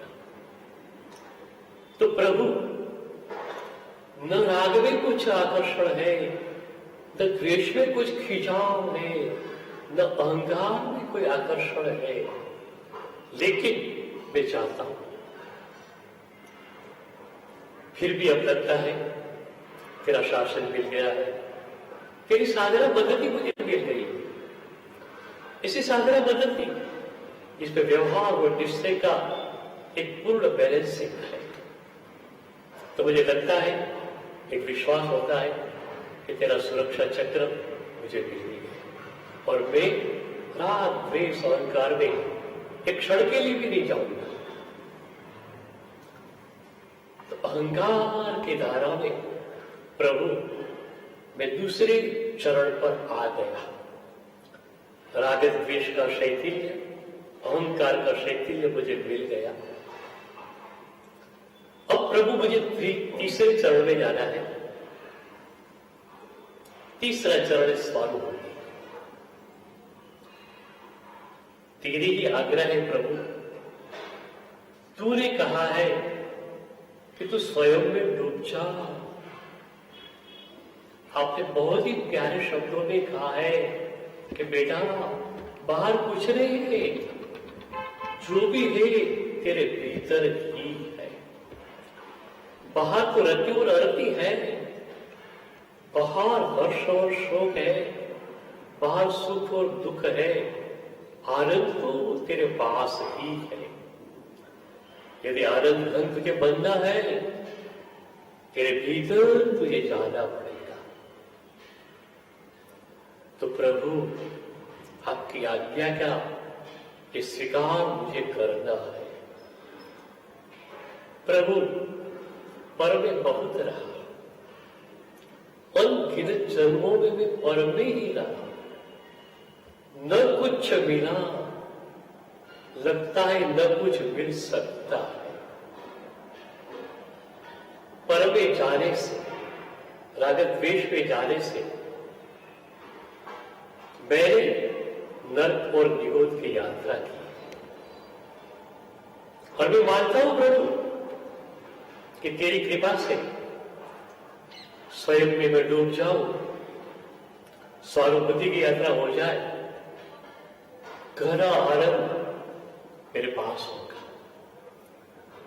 तू जो आनंद बरसा रहा है प्रभु, उस आनंद की अनुभूति मेरे पास होगी। तो प्रभु, अहोभाव भी देना है मुझको तुझे,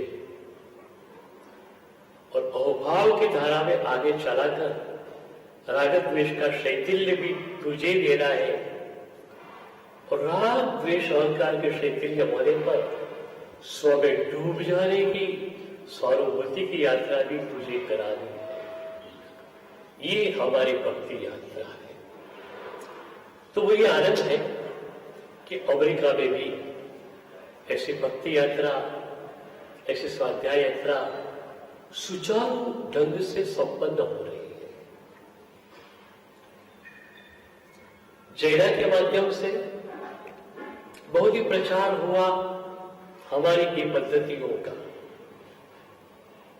मैं जैना संस्था के प्रतिनिधियों को हार्दिक आशीष देता हूं कि आपकी यह प्रवृत्ति बहुत ही विस्तृत हो, पूरी अमेरिका में ही नहीं, पूरे संसार में जहां भी आप पहुंच सके, प्रभु के संदेश को आप पहुंचाओ। प्रभु ने अहिंसा का संदेश दिया, प्रभु ने अपरिग्रह का संदेश दिया। आज हम देखते हैं हिंसा से हम सरे हुए हैं, परिग्रह में हम डूबे हुए हैं, हम कितने पीड़ित हैं। चारों ओर हिंसा का साम्राज्य है। इस अंधेरे में शिल्प प्रभु के वचन ही उजाला दे सकते हैं। तो जैना के प्रतिनिधियों को मैं कहूंगा कि आपके माध्यम से प्रभु के ये वचन पूरे संसार में विस्तृत हो, और आपको ये विस्तृतीकरण का माध्यम बनाने का प्रभु का भी एक संदेश है, और प्रभु के इस संदेश को आप झेल लो, और इस प्रक्रिया में आप आनंद से आगे बढ़ो। सर्व मंगल मांगल्यम सर्व कल्याणकारणम प्रदानम सर्वधर्माणां जयम जयति।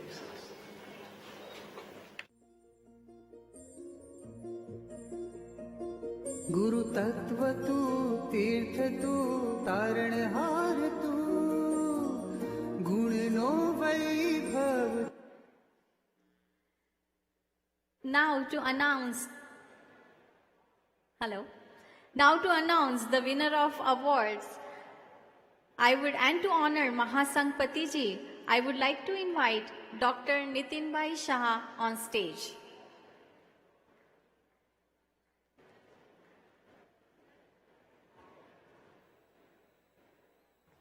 Jai Jainendra, there is little change.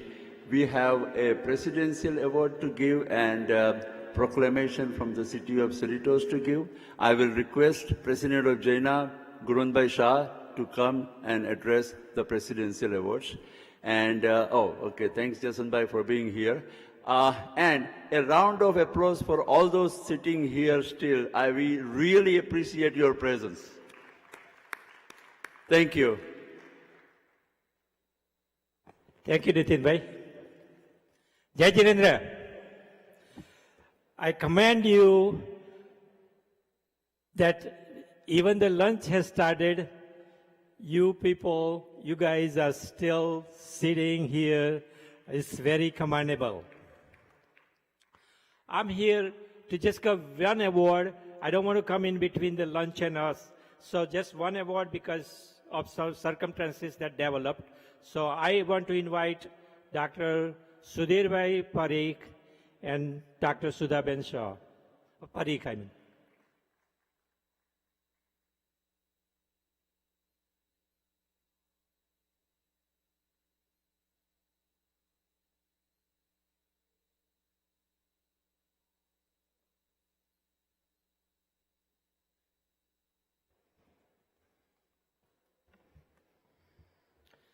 Let me introduce Dr.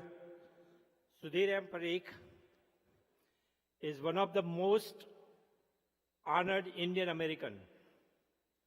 Topping the honors in 2010 Padma Shri Award confirmed by to the doctor by President of India Pratima Patil on March 2012. Dr. Parikh has been nominated Knights of Immaculate Helicopters in UK. He is the recipient of 2006 Pravasi Bharati Award. That's the highest award that United States is giving out. And he is the recipient of 2005 Ellis Island Medal of Honors. That's also one of the topmost honor that has been given to one of the Indians. He is a patron philanthropic, including the chairman and founder of Life Global in New Jersey, USA, and senior advisor to Gujarat-based Project Life. I would like to give this award, one of the Jaina awards, Jaina Presidency Award, to Dr. Sudhirbhai Parikh and Dr. Sudhaben Parikh.